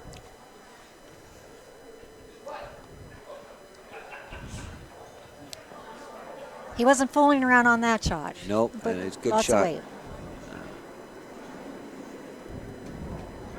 Now you see Northern Ontario, Gary has chosen to hit this, even though he has the hammer. Some people would try to draw down and freeze, but I think the Northern Ontario crew definitely want to blank this end. And he got a piece. That's all he needed. Right. So I'm assuming that in Masters competition this week that hair brooms are permitted, or Yep. yes. Definitely. Just taking a quick look at the Saskatchewan team, they use 2 hair brooms and 1 padded broom, and they rotate it through the 3 players. We brought hair brooms, but we've chosen not to use them yet. Right. So you do have a choice at the Canadian Masters level. Yes, you do. And I know the Masters Committee was pulling their hair trying to figure out what the latest CCA ruling was on appropriate sweeping and appropriate construction of the broom. Yes, I had several discussions with my best friend Julie, who's the head official this week, and we were going over this on the phone for the last couple weeks and weren't sure what was going to happen, but looks like the hair brooms are a go here. I understand they may be outlawed next year, but anyway. I know, we'll talk about that later. Ed Pedersen is now playing the out-turn hit. They may need to make this bend a bit. And they are. Now he's got a good piece, I believe. Got a good looking shot here, straighten that. Yep, as long as it's gone, that's all they care about. Sweepers are working hard. They'll be wanting a good supper tonight. Maybe some lobster. If they match what we had yesterday. So it's a pretty straightforward end here. It's up and down, as we say. Roy Hodder, the third for Newfoundland Labrador, is throwing it into the paint, I believe.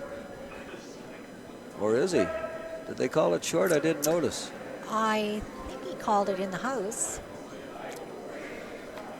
Sliding decently. Ah, he's in.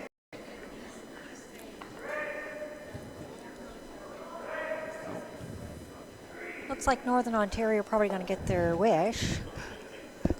Well, it Hard comes say down to right the on skip's last rock. rock. For those that are interested in the BC Saskatchewan game, BC's got pretty well control of that end too. I see a red one might be hidden from your view. No, but but yes, but it's behind the tee and there's behind. blues in front and.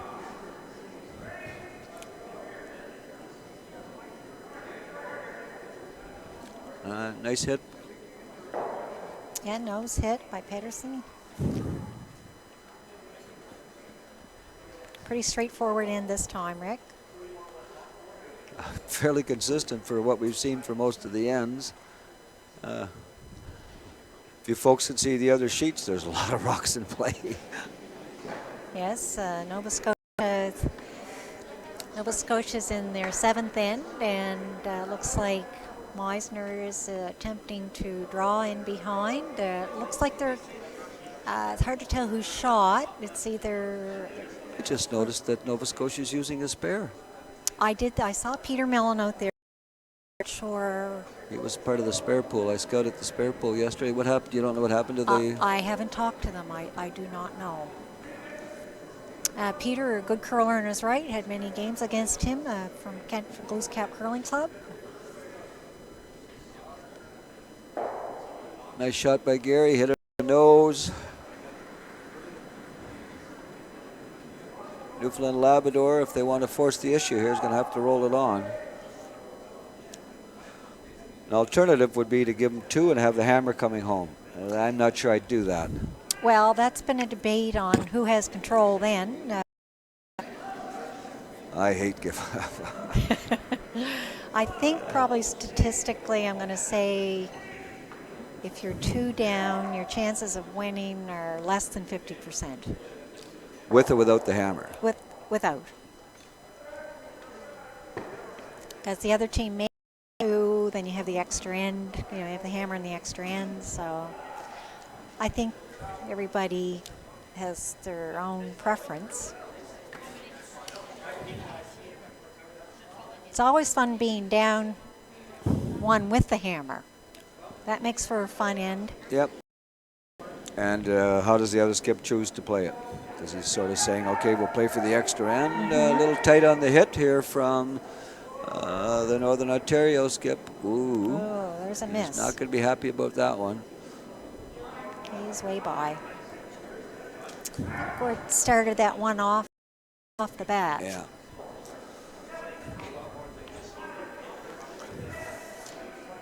So Gary has to decide where he's going to put it. Likely draw over to the wings, I'm guessing, to make the double a little more difficult.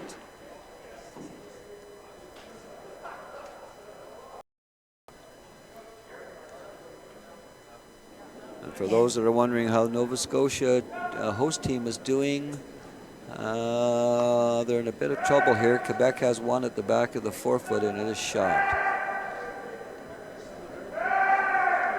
So this is our provincial team. The Nova Scotia team is Marshall.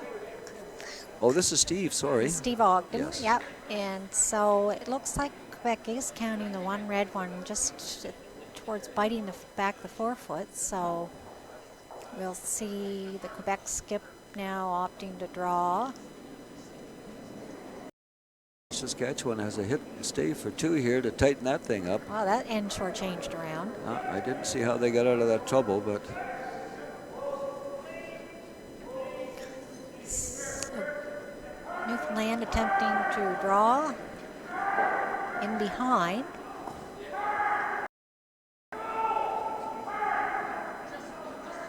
well, Looks like good draw away. they've Good shot by Skip Garrio. the other team had the hammer. Yeah, that's the shot. Go around, go around. Now Skip Williams, Ontario has a choice. May try to do the double and roll out and blank. Well, he's I definitely guess- going for the double. I think he's happy to make the double and take the consequences. That's really the only shot, isn't it? I don't see any other options for him, really. No, he's got. Would be to draw for second shot and give him 1. Well, he has hammer, doesn't he? Yes. Northern Ontario has hammer.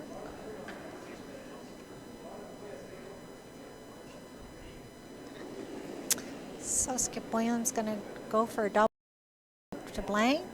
He threw it. He's accurate to the broom. He's pretty close. Pretty Gotta close bend to a a bit. double. Gotta bend a bit. No. So that puts the Newfoundland folks up 2, does it not? It does. Makes the score 5-3 coming home. And seemed to straighten out a bit at the end there. Not sure the sweeping or Looking over on the Saskatchewan-BC game, the Saskatchewan lead slid into the rings. For BC, they hit and rolled out. So again, Saskatchewan will be calling a rock up front. Saskatchewan's down 1 without. amazing. Saskatchewan got 2 points on that end where they were. And on sheet 2, Steve Ogden wasn't able to outdraw it might have been a hair heavy and bounced off the shot rock. And looks like Quebec's planning on putting another one in around. And I'm not sure if that gives Quebec would give them 2 or 3. I can't see if there's one behind. Oh, I see. Oh, yeah. I can't tell either the color. And on our featured game, we're now starting the 8th end with Newfoundland Labrador up 2 without against Northern Ontario Gord William. On sheet 1, BC Saskatchewan, centerline guard by Saskatchewan, lead second rocks. They're playing the tick, and not quite.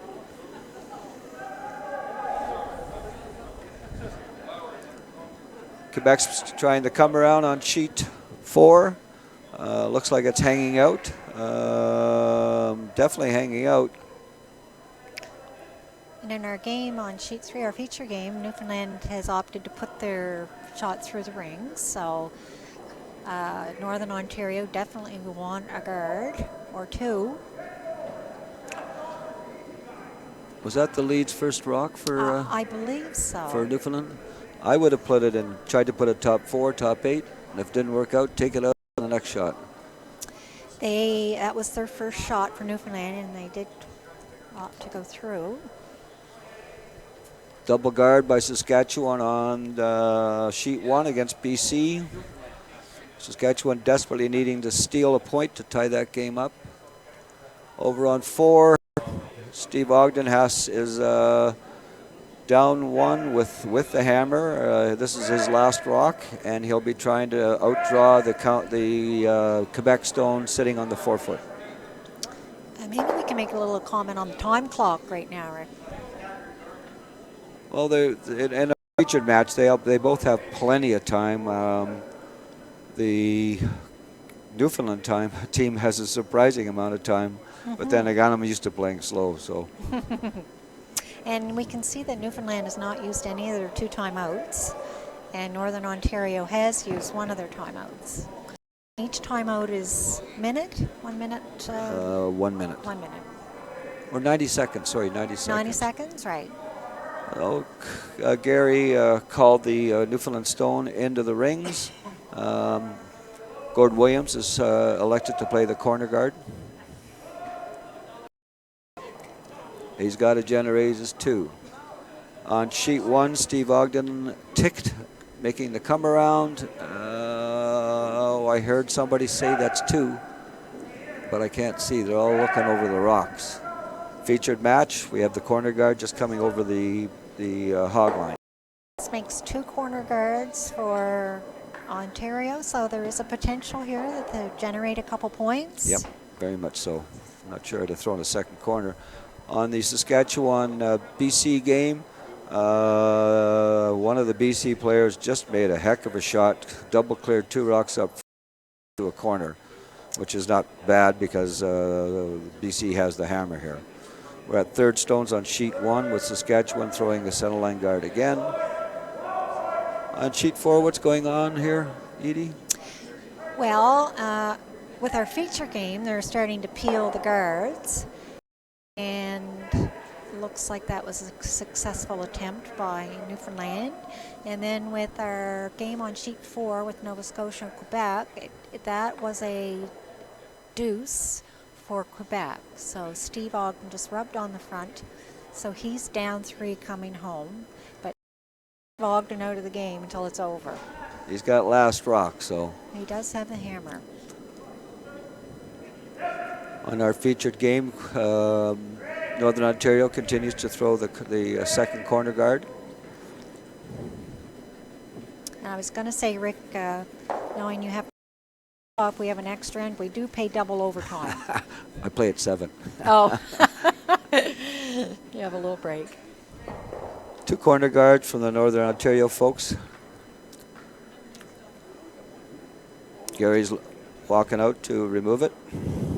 It's setting up pretty good. Ontario, really.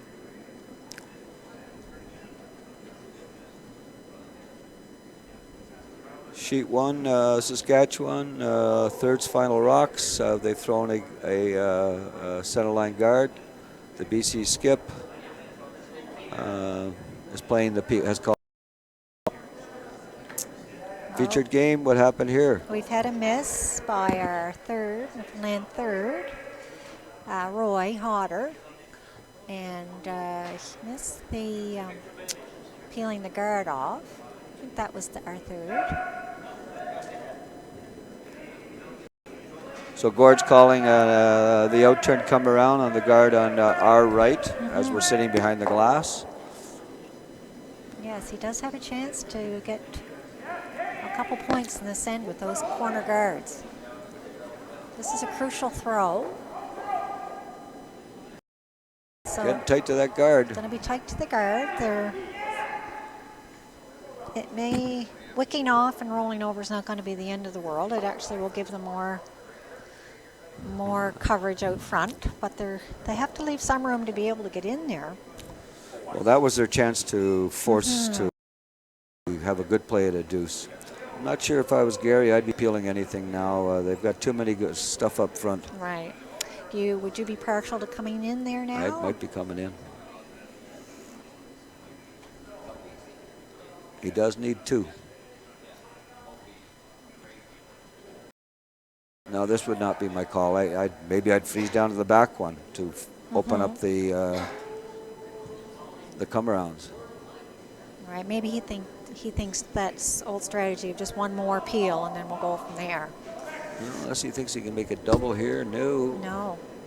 That's by. Missed the peel. So now Northern Ontario have potentially 3 red guards, 1 blue far guard. This one will have to be in.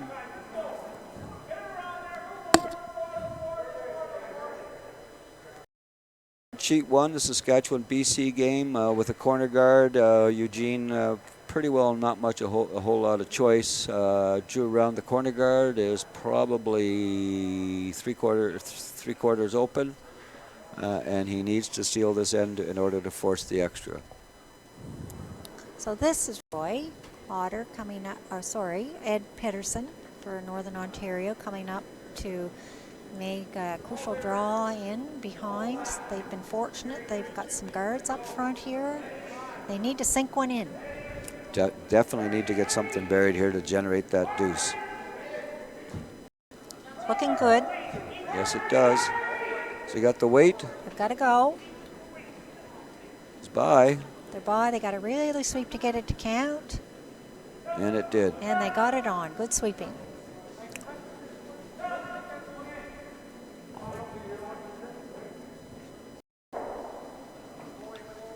BC on sheet 1 made the successful pick of that the rock that was half buried. So Eugene pretty well has timeout to Newfoundland on our featured game. This is timeout on the Saskatchewan game. This is the first of 2 timeouts for Newfoundland. Northern Ontario have used one and they have 1 left. Northern Ontario has 2 minutes, 37 seconds left on their clock, but really is lots of time with the timeout to have a chat. But Newfoundland are now in timeout and deciding what to do.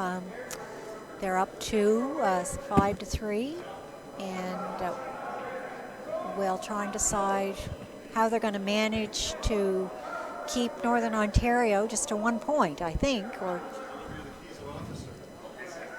Well, Newfoundland has the hammer, and they need to score 2, do they not?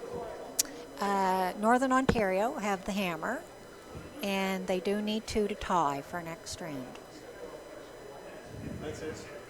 So team conference for Newfoundland at the hog line right at the moment. I think they're trying to decide, do they come around the same way that they did the last shot, or do they I think they were thinking about peeling the guard or playing a straight back. But that's quite a long guard on it. It is. Maybe a more aggressive call would be to come around the red rock that's just in front of the Glooscap and essentially nullify that little biter we have on our left. Of course, you have to make these shots. Sure, and you could always come around the one that they just shot. Excuse me, Edie, we have the BC skip needing to draw a piece of the 8-foot to finish off the Saskatchewan team. And they've done it. And they've done it. Wow, they've played very well today. BC's undefeated. That gives them 2 points to win the game, 5. So BC 8, Saskatchewan 5. 7. And so, Rick, you say that makes BC undefeated? BC's undefeated. So if Newfoundland wins this game, they'll be undefeated. We'll see. They're in different pools. Different pool. This is Pool B that we're featuring today. So they played the race takeout, and he made a dandy. Whoa. That was a called shot, that one. Northern Ontario is indicating we're going to put that right back. Do it again, folks. No wonder they're undefeated. He keeps throwing them like that. Dandy shot.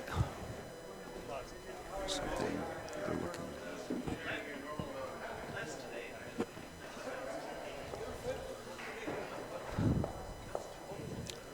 So Nova Scotia is down 3 without.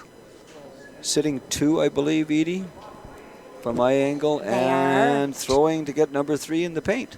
2 of their points are behind the tee line, well behind the tee line, but at this point, they'll take anything. Well, we have the Northern Ontario third trying to come around that corner. It looks like he may be a bit open, but he is shot. The teams have really stepped it up the last couple ends. And it looks like Nova Scotia are going to draw in for their third point at the moment, right to the pin. Down to Skips Rocks too, Edie, on that sheet, I believe. Good shot by Meisner, the third.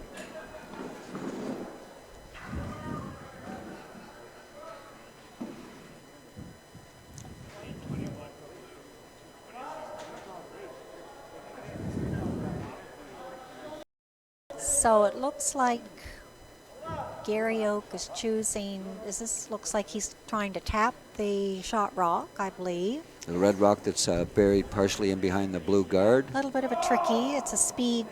They've called him off right out of his hand. He was wide. They're now doing directional sweeping to try to make it bend over. He was wide, so if he... they like it now. Oh. He may be getting a piece. He's got a big piece. He's got a big piece to roll in. Good shot. This one's got extra end written. Oh, no, he needs a 2. Northern Ontario needing 2 points, so Skip Williams will have to decide what to do with this one. The Gord thought about playing the freeze down, and his third, Ed Pedersen, suggested maybe the come around. I'm with Ed. I'm with Ed. We need the come around. We should get T-shirts made up with that. Okay, back on the Nova Scotia game, Edie. How does it look from you?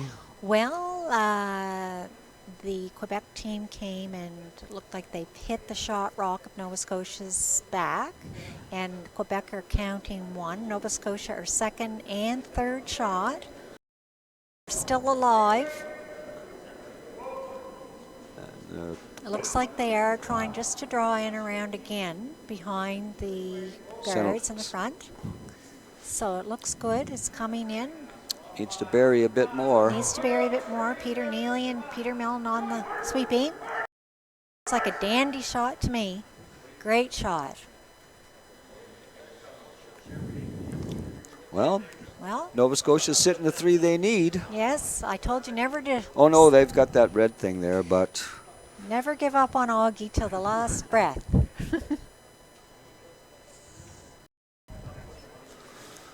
And our featured match, what did Gord decide on playing? Well, it looks like, I think he's trying to draw around, I believe.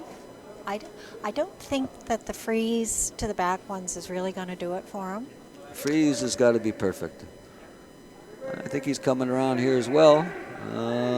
He needs full 8 foot. A lot of room. Got lots of room. Need to guide it a little bit. He is going to slip behind the tee line, and that will give Gary Oak a chance to freeze to it. I think he might be able to pick it out. I don't know. Might be able to see an edge. edge. He's playing the draw. Ooh. Quebec's going for the double takeout against Nova Scotia. They're on it right out of his hand.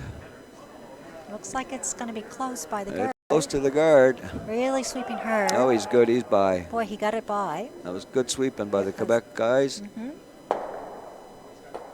Oh, a dandy. Wow, that was a terrific shot by the Quebec skip. After the Quebec skip's shot, Quebec is left sitting 1, 2, and 4. And the Nova Scotia lads are 3 and 5, I believe. Steve's lining up a double to try to... That was all sweeping on that shot, really. I thought he was tight too, but that guy swept the heck out of that. Straighten it up. Okay, looks like Gary's reduced the ice here. He's going to try to make the come-around hit. I think he got down the other end. He says, you know, I can see part of that, and I know the ice, so I'm going to go for it. It was peaking.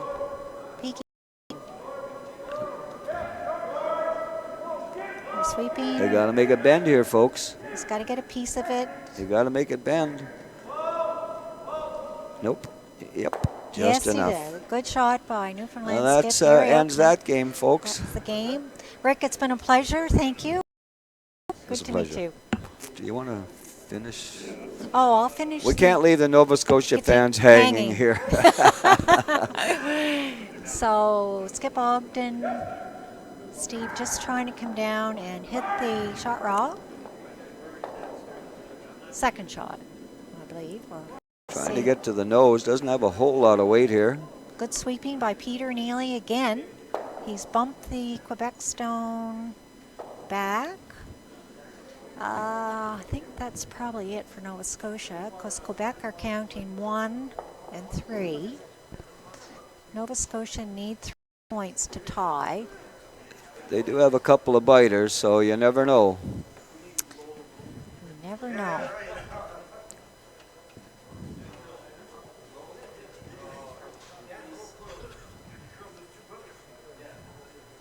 So we have 2 undefeated teams in one. Pool A would be BC as undefeated. Pool B would be Newfoundland, undefeated. And in Pool A, we're undefeated as well. And Ontario. And Ontario.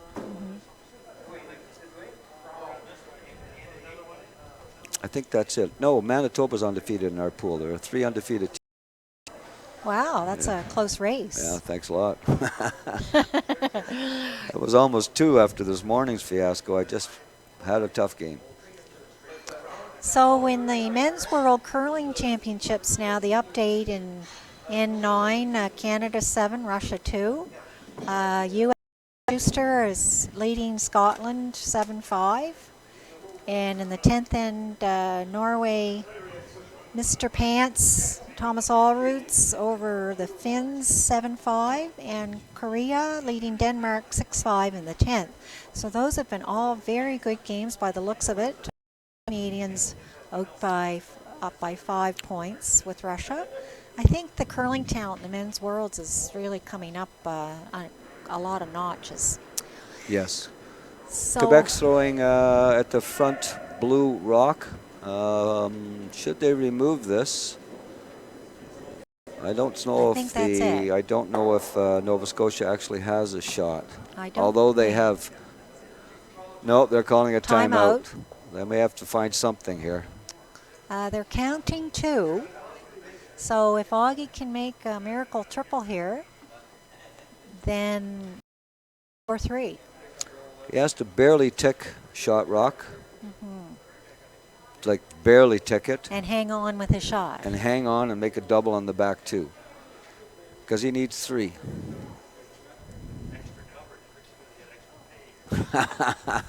Where's my pay? Bets are on. All the guys are on the last game on our ice here with Nova Scotia and Quebec. This is extremely difficult shot.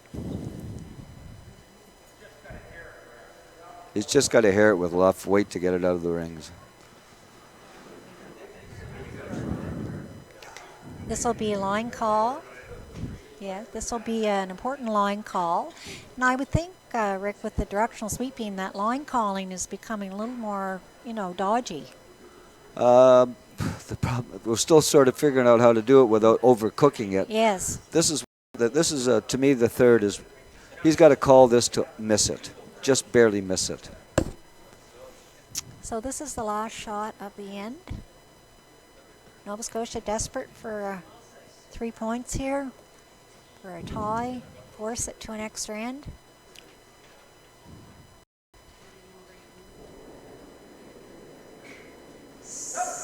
Called it right out of his hand.